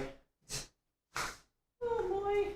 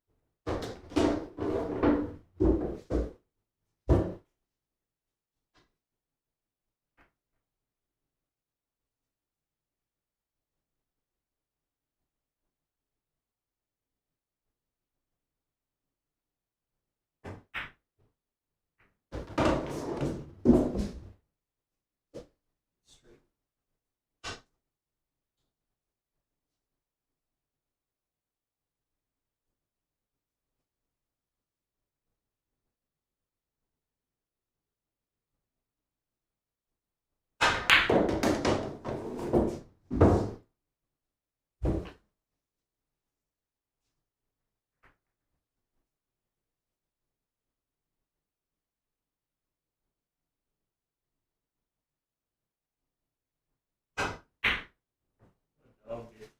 That looked like me last match.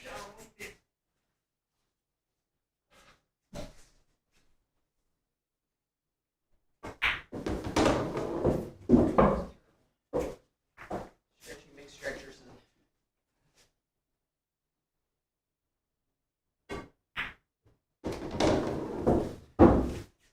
what's that one comment about me being the trans in the sweater?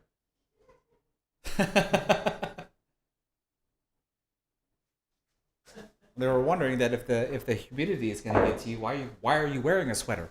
So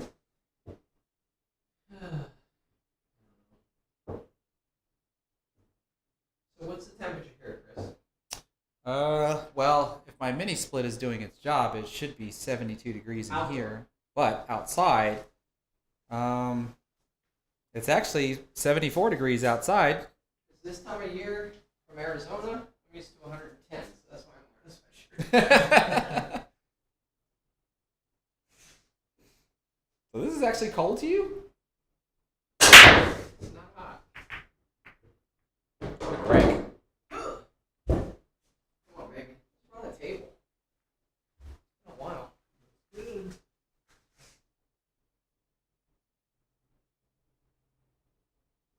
2 to 4. Seems to be the issue.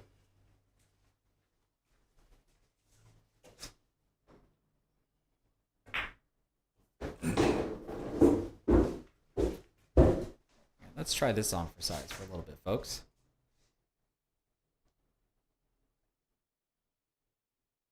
I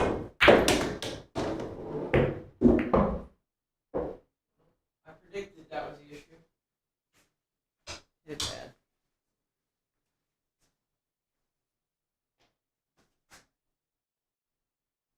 Oh. Maybe I should take this sweater off.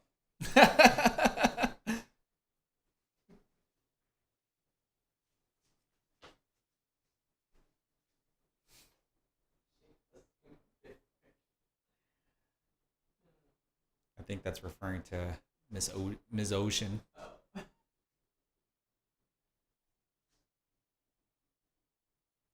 We do have one prediction, though, that it's going to go hill. Jaybird for the win. I don't know about that.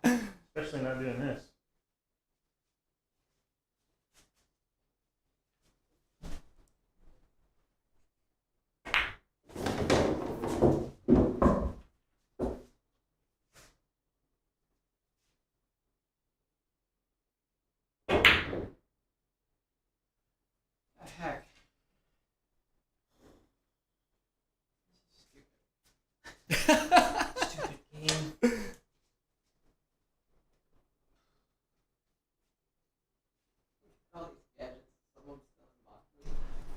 Most of those boxes are probably empty.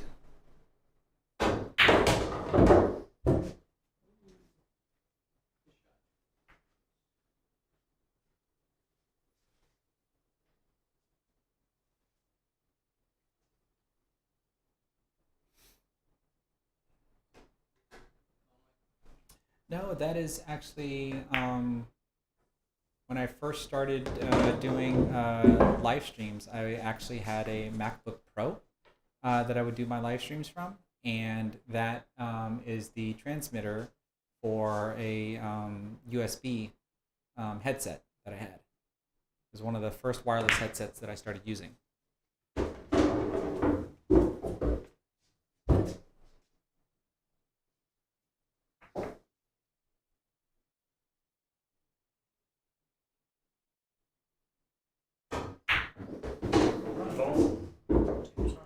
Comes a 50-yard line shot.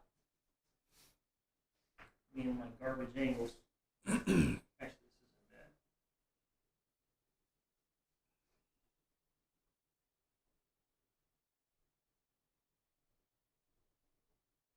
bad. See that? Oh! See that?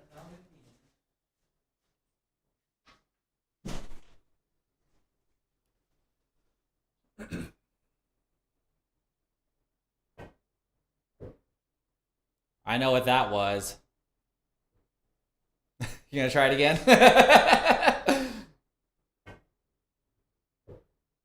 Two for two. Third time's the charm. That's what he was trying to do. All right, so here's an interesting question from Kasplat. It says, what are the rules about breaking and being on the head string or behind it? Well, I think the rule is that you're allowed to be on the head string, but there's usually a lot of controversy behind that, because they would say that if a part of the ball is past the head string, that you're past the head string and not so much looking at the base of where the cue ball actually lies. But so I think typically speaking, most people just get around that by just making sure the entire cue ball is behind the head string. I think it's the base. Yeah. Like, if you're gonna complain about that, you got bigger problems. Yeah, I would agree. You can't put the cue ball like some people. No. But as long as the base is behind the line. Like, Wait a minute, because who did that? Like someone I've seen. Who broke well past the head string? I'm not gonna say it. Put it in the chat. hey, say hi to Wombra for me. Seriously, that's one of my followers.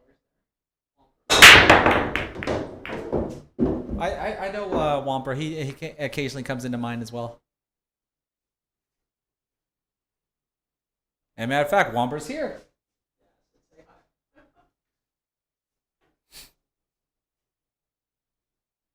All I can think about are chicken wings. They will be here in about 15 minutes.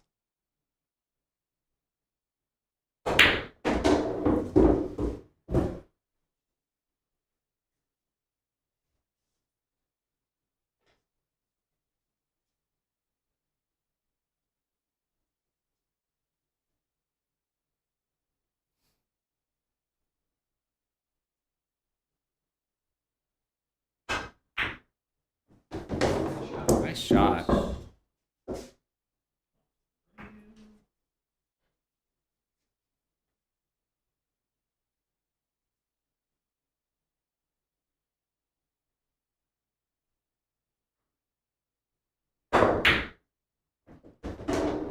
Whoops. Good safety. He was supposed to go around, you know, that way. Ruh-roh.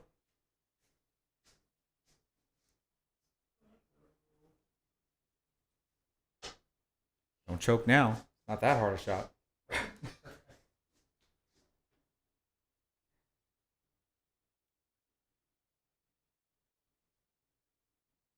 Patrick Neal, both Jesse and myself are playing in the Texas State Open this weekend for the 9-ball event. Joey, unfortunately, is working. He is hanging around, though, I think, right? You're going to at least stop by? Yeah, I'm leaving Thursday morning.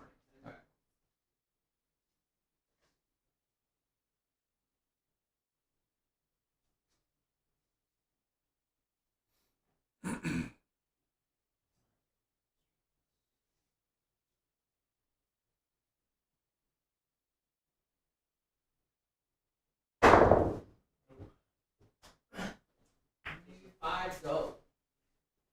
I think no. So now you're asking me what's the most balls I've made on a 9-ball break with 1 on the spot. I do believe it's 5, and I think I might have that captured on some streams before. What about y'all two?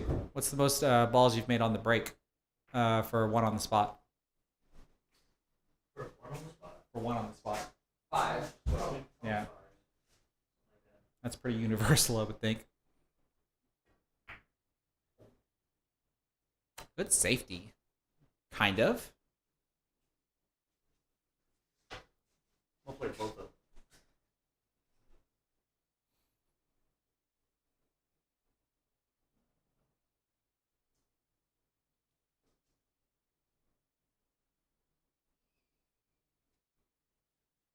them. Patrick Neal. Earl's probably made 10.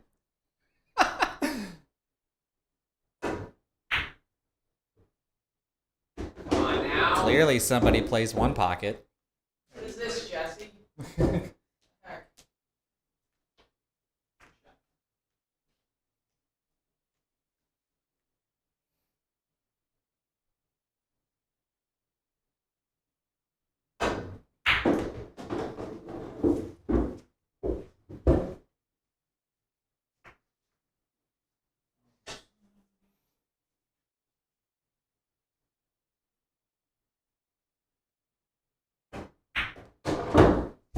Do it again. That's way too soft. About 3 feet too soft.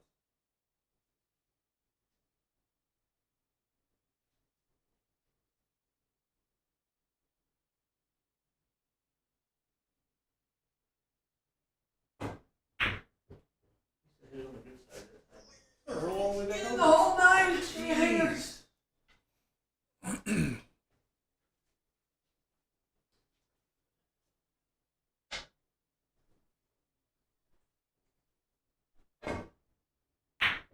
Whoops. Sounded like you hit your shaft hit the table.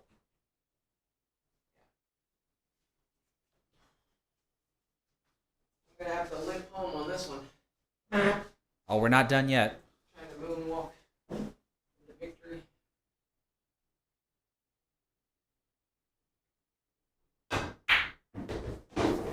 And with that 9-ball, the score is tied 3-3. I like Patrick Neal's comment. Dogging it.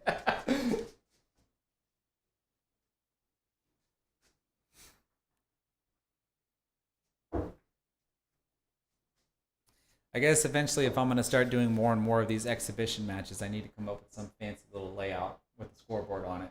Yeah, no wonder I'm playing so bad. Get it out of the scoreboard. I can't play on a non-scoreboard streaming. Well, I've invited my viewers to make me a layout that I would use when I play against the 9-ball Ghost, which use the same layout if we're doing exhibition matches, but I haven't received any pictures yet or any types of designs.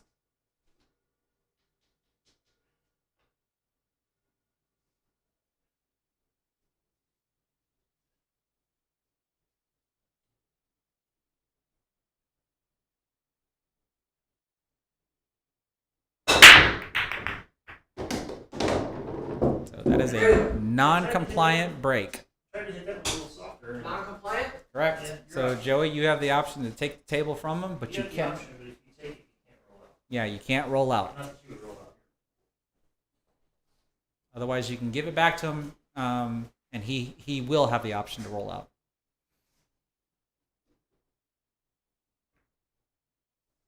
Excellent safety. You're gonna get the 8 involved? Not quite.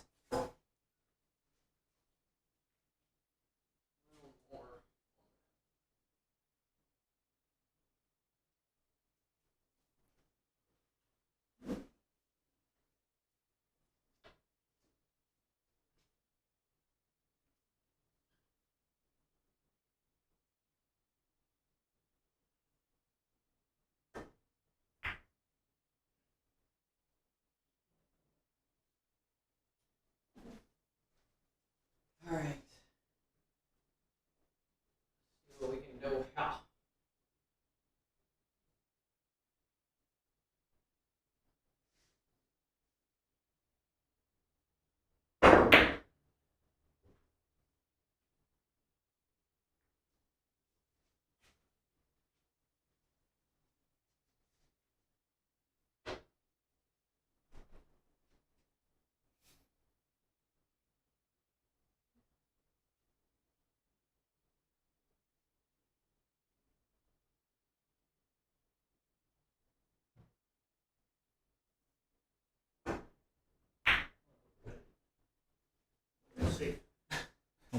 We've got a request that we should do a shootout. Oh no. They only said that because I thought of 2 9 balls.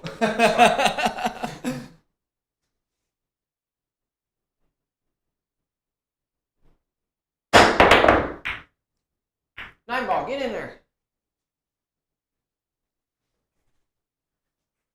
There we go. I managed to switch cameras just in time for y'all to get a good viewpoint of the jump shot.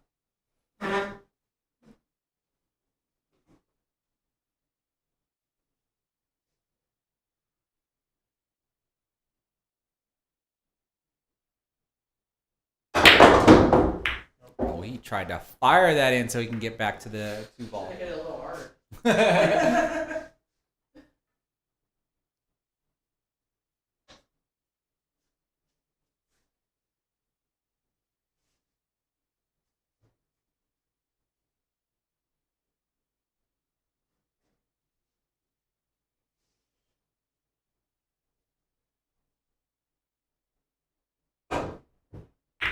Good hit.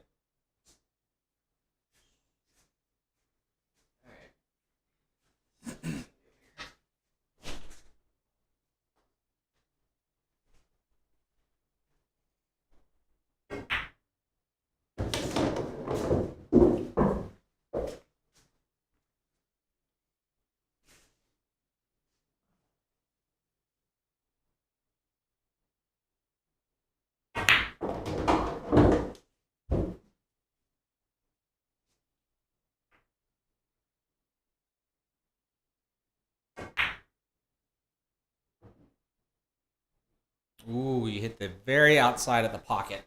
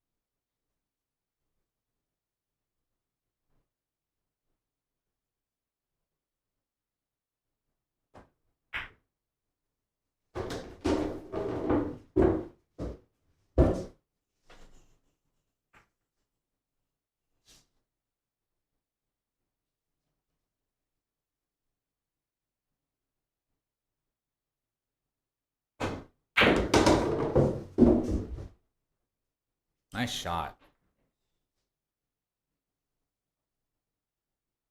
And with that 9 ball, Jesse takes the lead.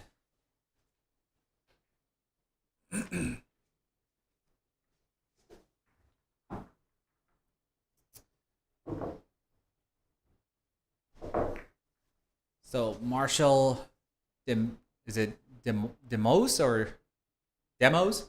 It is cramped in here. This is just your standard 2-guard garage that is housing my 8-foot table here in the center. And so there's only so much room that I can have around here. So, I mean, I do have 4 chairs. I've got a chair that I'm sitting on here next to my streaming computer. So, yeah, but I've had as much as, I think, 7 or 8 people in here that with fairly comfortable that we wouldn't really get in, so much everybody's way while they're shooting.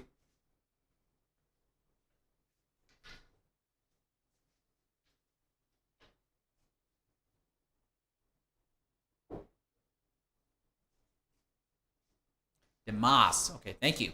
Or it's Demas. Okay.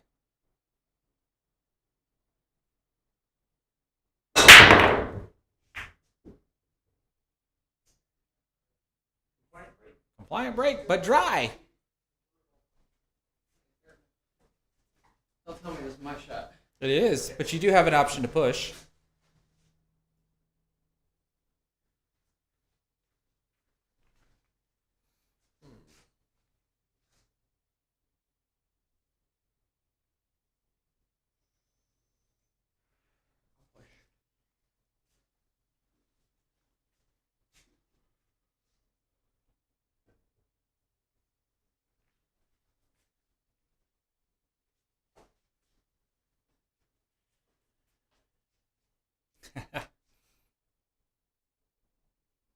How's it going, Eric Lyons? I have not made 100 balls yet. I'm currently still stuck on 79.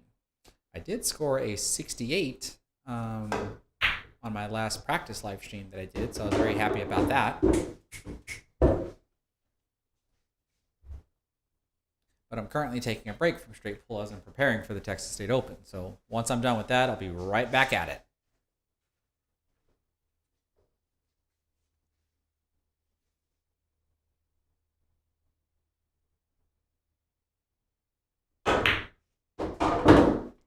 Eric Lyons is actually one of my followers that won a cue from me from one of the first challenges that I ever issued. I was doing the spot shot challenge. Oh, nice. And when I went to, I think I was in Virginia, and I think he's in the, Eric, I think you're in the Maryland area if I remember correctly.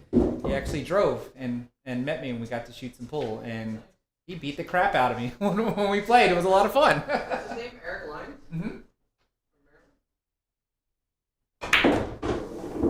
It's funny, you mentioned Jerry Slivka earlier. One of our mutual friends ran around with him out there. Yeah, long time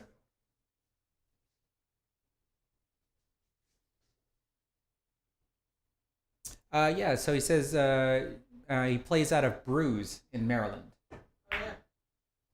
Oh, yeah. My brother and I finished third place in the Scotch doubles, Maryland State Scotch doubles at Bruce 2 years ago. Nice.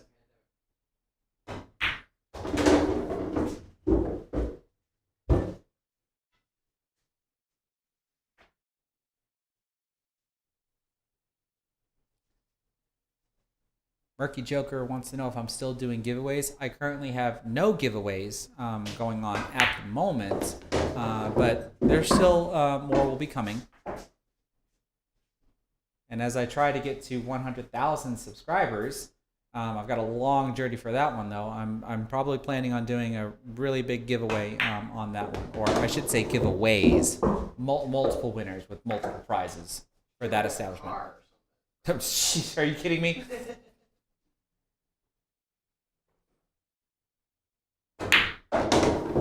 Nice out. That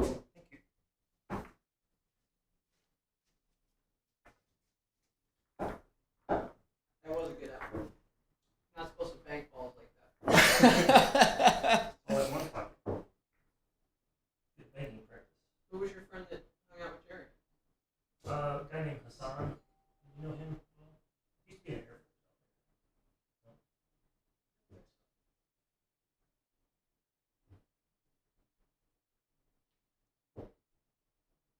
I think our wings are here.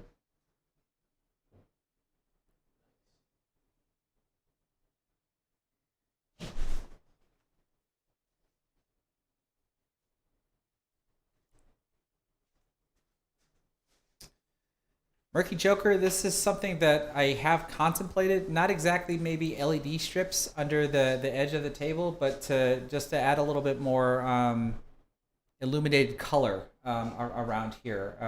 But I haven't quite exactly figured out how I wanted to do that just yet.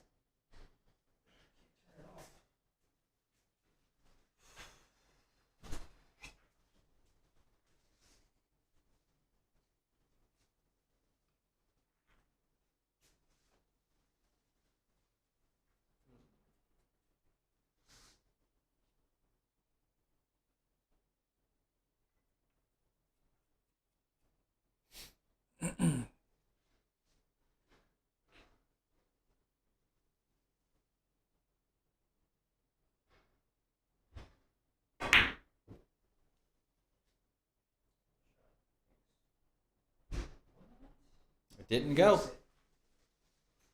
feel like you could bank a ball and run out. Maybe I could too. You didn't hit that one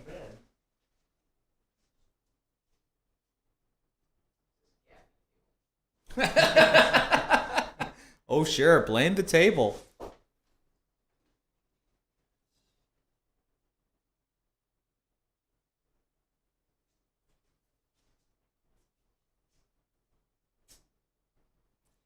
Lights, because I have two of them that are above the table, are just like standard LED industrial lights. Because I do have a garage door opener motor that's above my table, so I've got one light on each side of the motor, and both lights house two LED bulbs or tubes, I should say.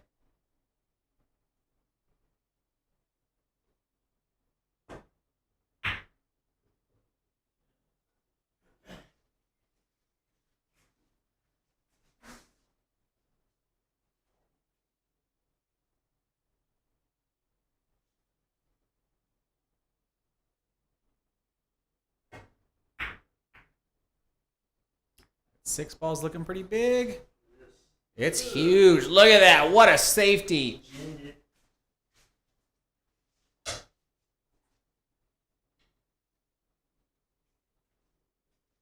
We've yet to see a 3 foul, just saying. I asked them to tell me something to inspire me, and Sydney says, take 2 weeks off and quit.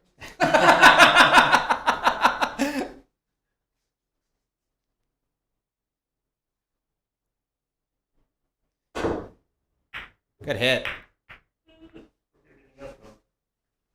Seymour Z's wants to know how I keep it cool in my garage. I actually have a mini split in here, which is basically a separate air conditioning unit that does both heating and air. So the view that you're looking at right now, when you look at the head of the table, you can see the bottom of some artwork that I have. The mini split is right above that.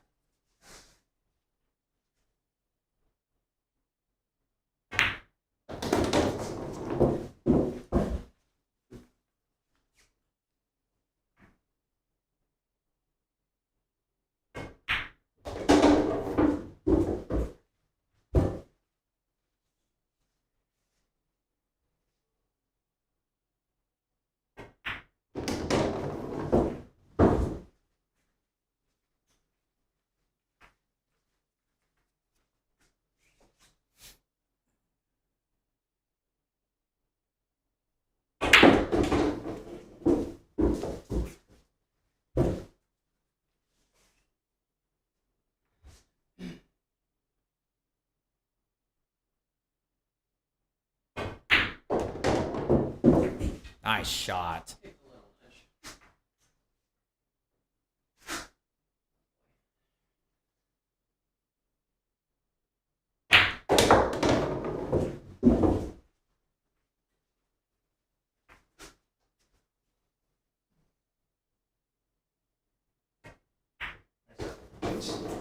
Take that, Sydney. Catching a gear, catching a gear. I think with that 9 ball, the score is 5-4 in Jesse's favor.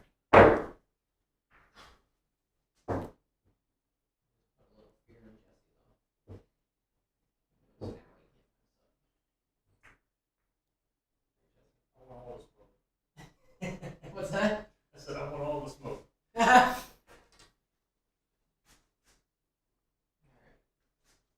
think this is more than I got to you, Chris. What was our final? Did I get 3 or 4? I honestly don't remember. What was our final Didn't score? pass the side pocket. So then it had to have been 4. If you didn't pass the side pocket. No, it could have been 3. I could probably swear that it was 4.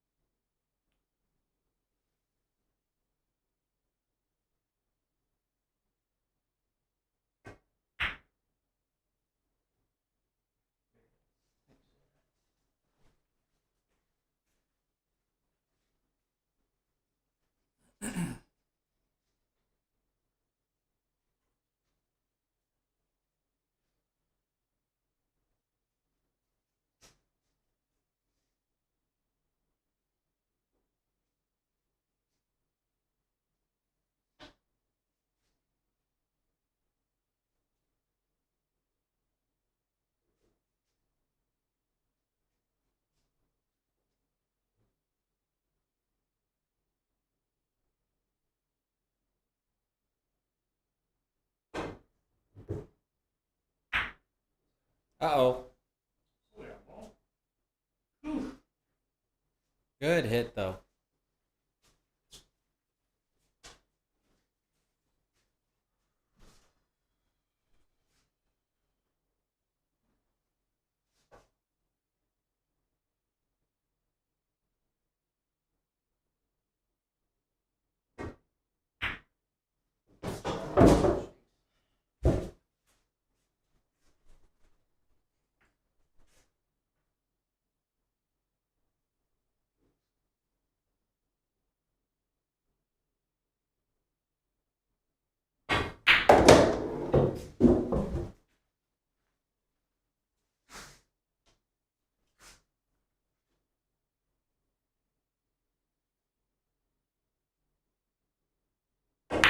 Oh, point.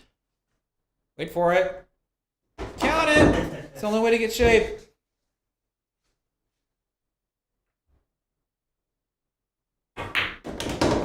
That's terrible. APA. Terrible.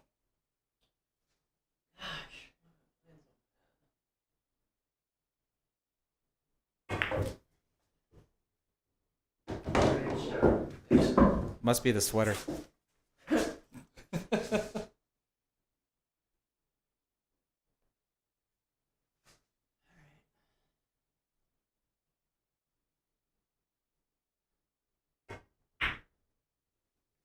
What a shot.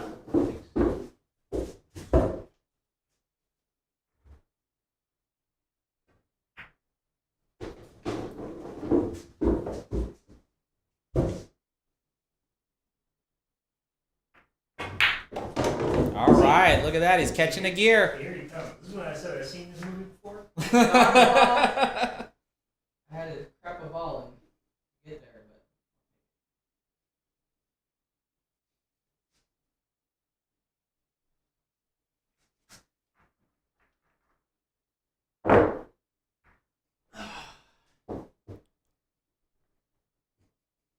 Anybody coming to the stream new, if you haven't done so already, please hit that thumbs up button, whether you're on my platforms or Joey's platforms.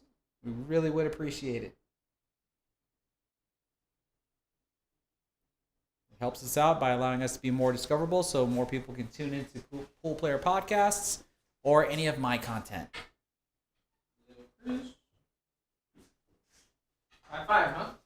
5 to 5. Back in the jacket.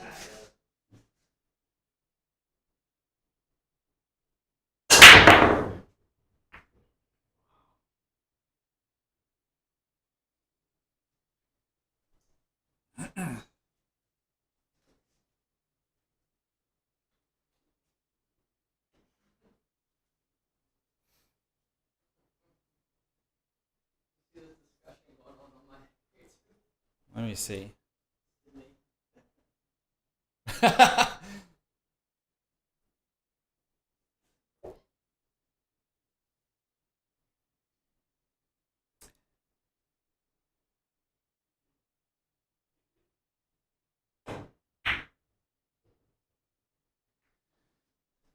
So Poor Marshall decision. wants to Poor know decision. how long I've known Joey. Well, I think, like I said, we physically met each other 2 years ago, but I think we were pretty much talking a year before that, weren't we? Before you finally came to the Texas Open. Yeah, at least a year. Yeah, so I think Well- we've known each other for 3 years now, and that's because we have a mutual friend.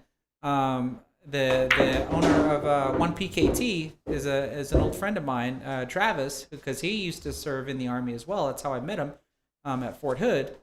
But then Travis and Joey eventually hooked up when Travis moved to Arizona. And then Travis mentioned my name to Joey, and that's all she wrote from there.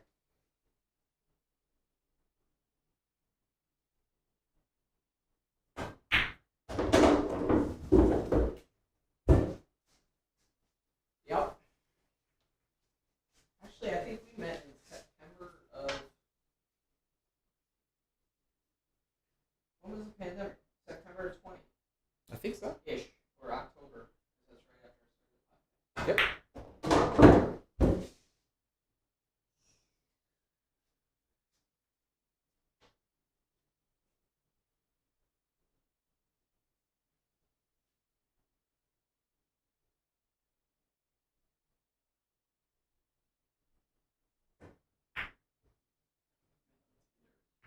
You saw the comment? Who's that guy? That's one of my followers. Yeah, the one that called me a trans in the sweater.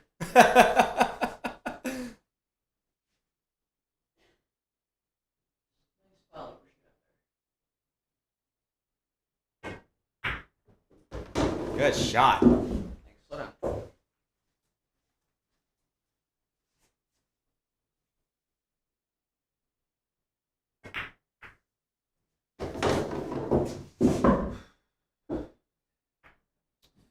Well, Marshall, I do have 2 APA 8-ball teams that are qualified for the regional event. So as long as we can make it through that, I hopefully should be in Vegas again next year. But before that, I will be in Vegas in December to see the Mosconi Cup.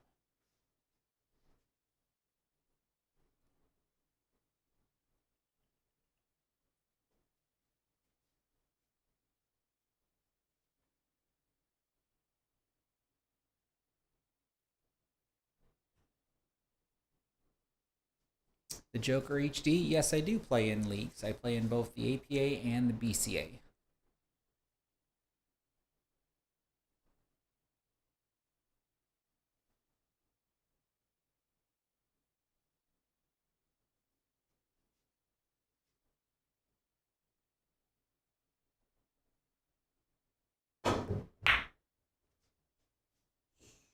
Nice execution of the midpoint parallel shift system there. Didn't quite dig in behind it like I wanted to, but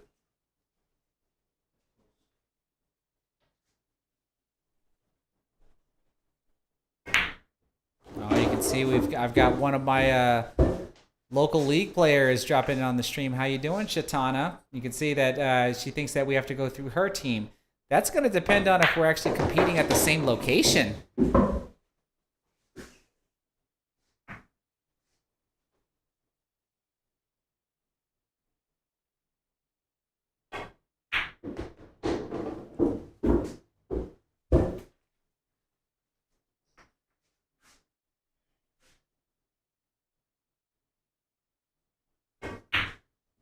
Nice. Joey's caught a gear.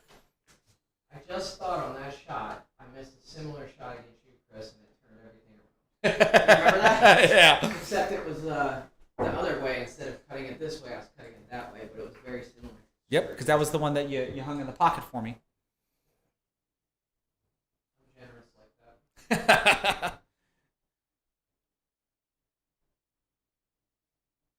Well, Sydney seems to think that he inspires greatness. By the way, you definitely need to carve up that shot. I saw you use it a couple of times. Yeah, I didn't like it. It's sunset. Not good. It needs to be primed. No. Dry break.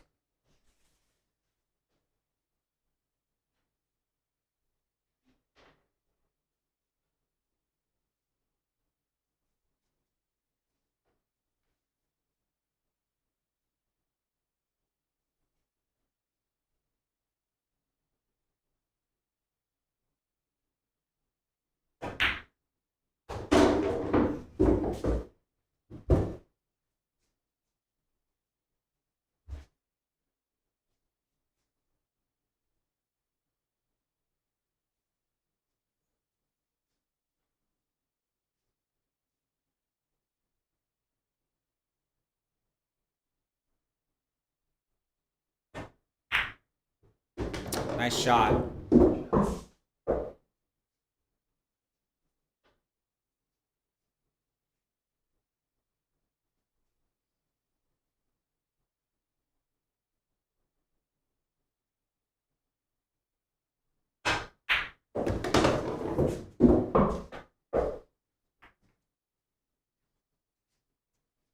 Murky Joker, if you're asking about the onboard sportswear logo that I have in the upper right corner, yes, that is my sponsor.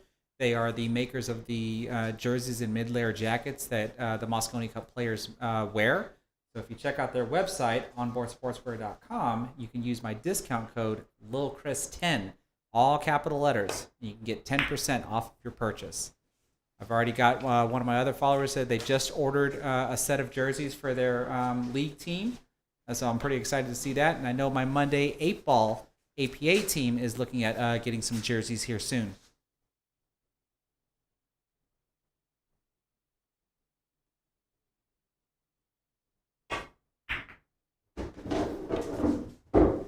Shot.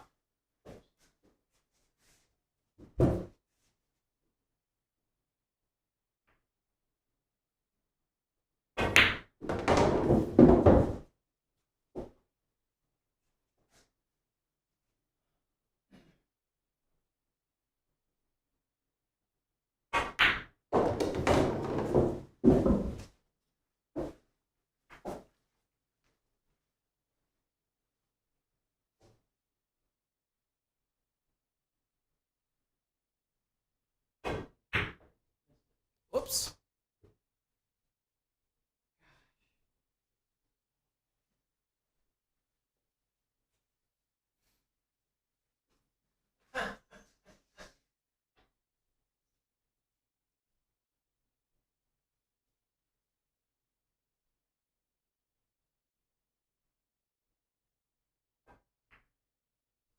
Uh-oh.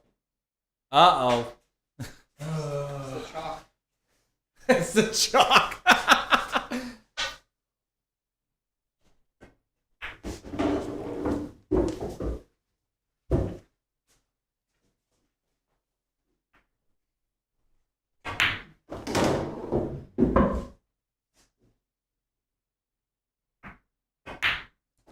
Give Joey an inch. She's going to take a mile. Can't wait giving those away. Yeah. The Joker HD wants to know what's our Fargo and APA skill levels. We've talked about this before, but we can talk about it again. My APA rank for 8-ball is a 7. I'm a 9 in 9-ball, and I currently hold a 629 Fargo. Joey is also a 7 in 8-ball and a 9 in 9-ball, but he doesn't play APA anymore, and he's a 698 Fargo. Jesse, I don't think you've ever had a... Unrated 4. You're an unrated 4? Yeah, that's what I thought. Well, actually, you'd be an unrated 3 because they go down to 3 now. But Jesse's Fargo, I think, is currently at a 641.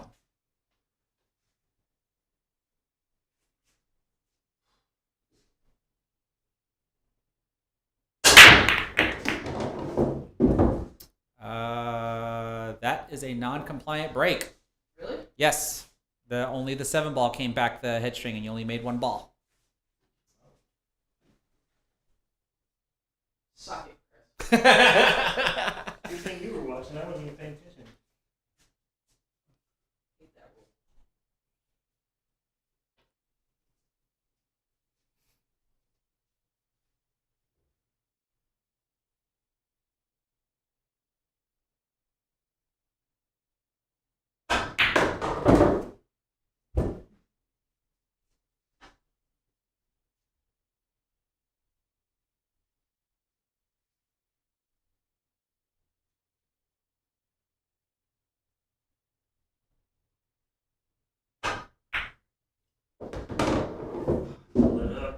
Let up on it.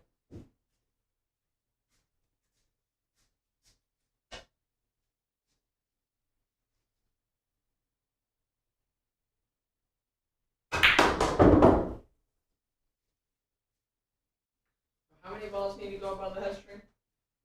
You have to have a combination of 3. Balls pocketed or balls crossing the head string. So you made a ball, but then only 1 ball crossed the head string. Or touched. The terminology is touched. It doesn't have to cross it, it just has to touch it. Does the 1 ball hit the point? Yeah. Yeah. Yeah. BS.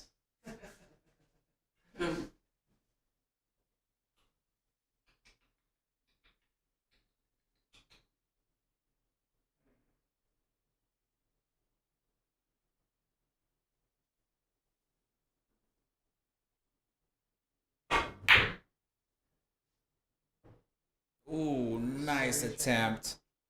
Get a ref.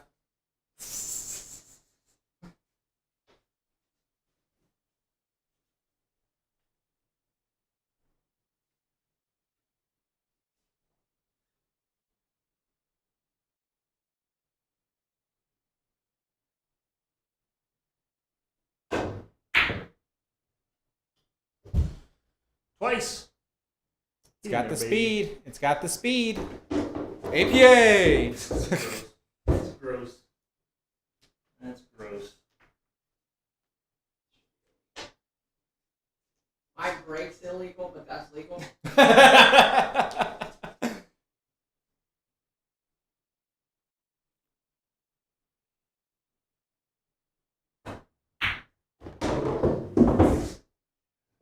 Oh no! Oh no!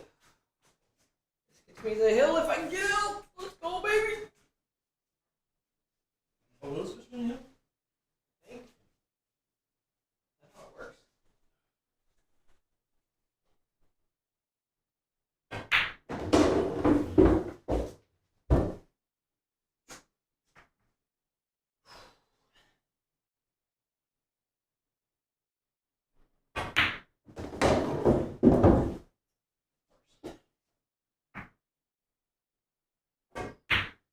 And Joey Ryan is on the hill.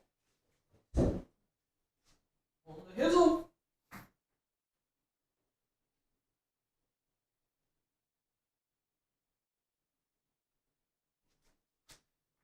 So Murky Joker is asking what is the non-compliant break. So at the Texas State Open with the 9-ball on the spot and we're using a template rack, they are using what's called the 3-point rule. That is by either pocketing 3 balls on the break and or getting 3 balls to, or a combination of 3 balls to cross the head string. So if you make a, both, right? yeah, or a combination of both. So if you were to break dry, then the 3-point rule is not even relevant. But if you make a ball on the break, then at least 2 balls have to touch the head string. If you make 2 balls on the break, then only 1 ball has to touch the head string. And if you make 3 balls on the break, you've already satisfied the So here Joey has made a ball on the break, but you can see 4 balls have touched the head string or crossed it. So he's clearly satisfied the 3-point rule on this break here. Whereas on the last one, he did make a ball on the break, but only 1 ball crossed the head string, which made it a non-compliant break. So at that point, Jesse has the option to come to the table and take the table from him. But if he does not have an option to push out. If he gives the table back to Joey, then it's like normal, and Joey would have an option to play a push.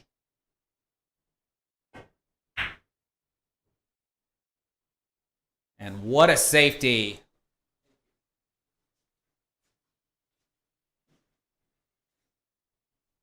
This is actually a good question by Bruce Wilson. He wants to know if the cue ball counts. The cue ball does not count. It has to be 3 object balls. And so, in other words, an object ball cannot cross the head string and go down, and that count as 2 points. That will only be 1 point. And then I'm sure people are also wondering what happens if a ball crosses the head string but then comes back out. It still counts.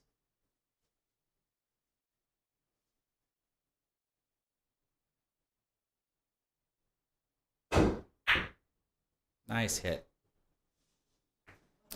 So Seymour Z wants to know what is the push option. So this only occurs after the break, regardless who is shooting after the break, so long as the 3-point rule part is out of play here.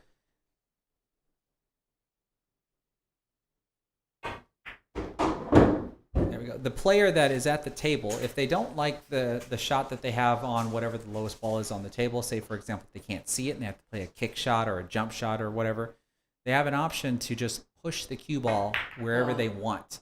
And they can even pocket a ball if they want to. It does not matter. The only thing you obviously don't want to do during a push is scratch. But when the push out is played, the next incoming player has the option to take the shot where the cue ball lands or give it back to the player that played the push. But again, that only occurs after the break.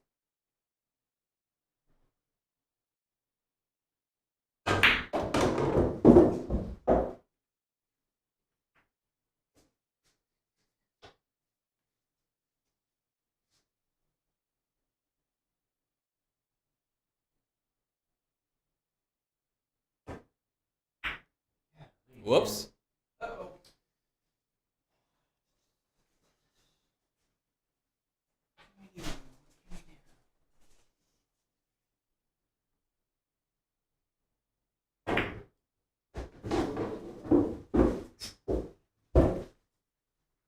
It's so funny, this game.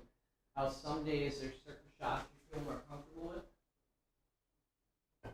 and others you feel less comfortable with. Oh, for sure.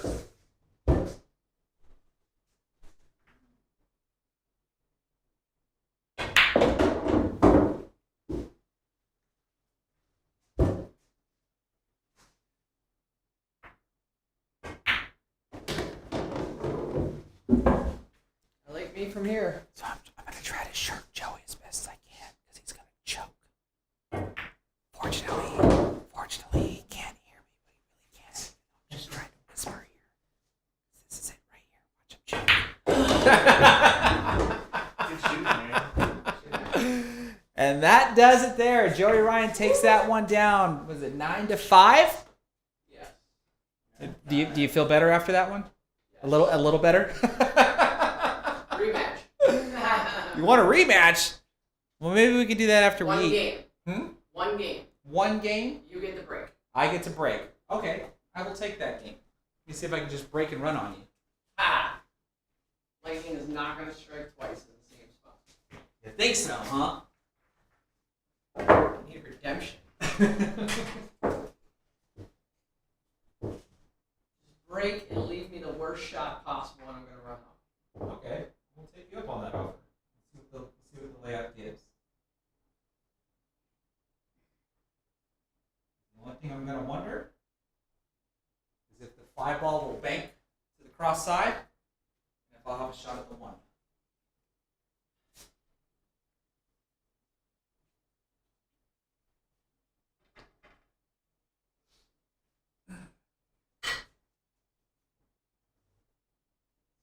Watch the fly ball, everyone.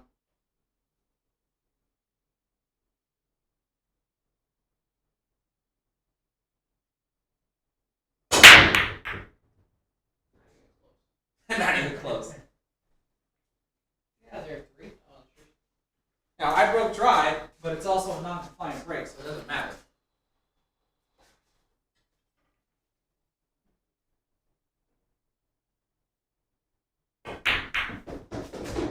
Whoops. Don't think you meant that one. Oh,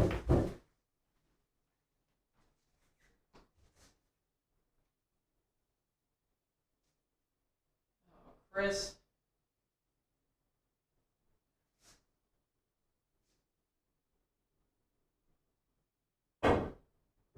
Little curve shot there. Leaves me a huge window. I hit it real thin. All right. Pressure. Pressure. Pressure. Pressure here.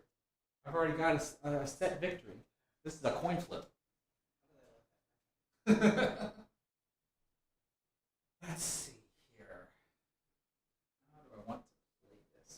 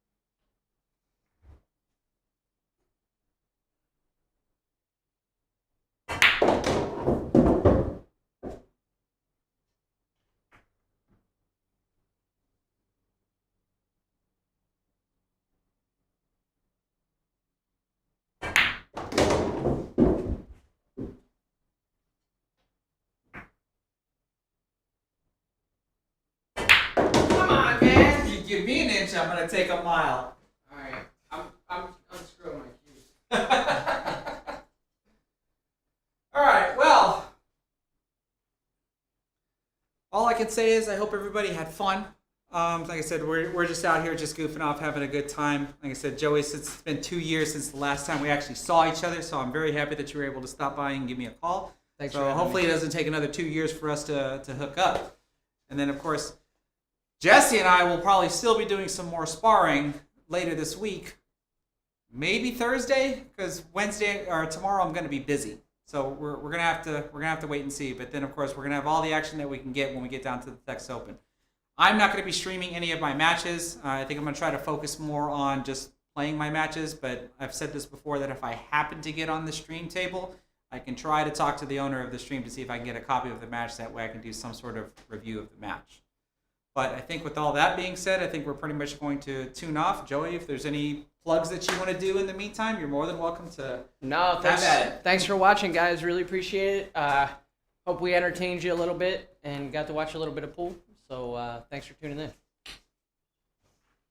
And don't forget to like, follow, and subscribe. Have a good night, everybody.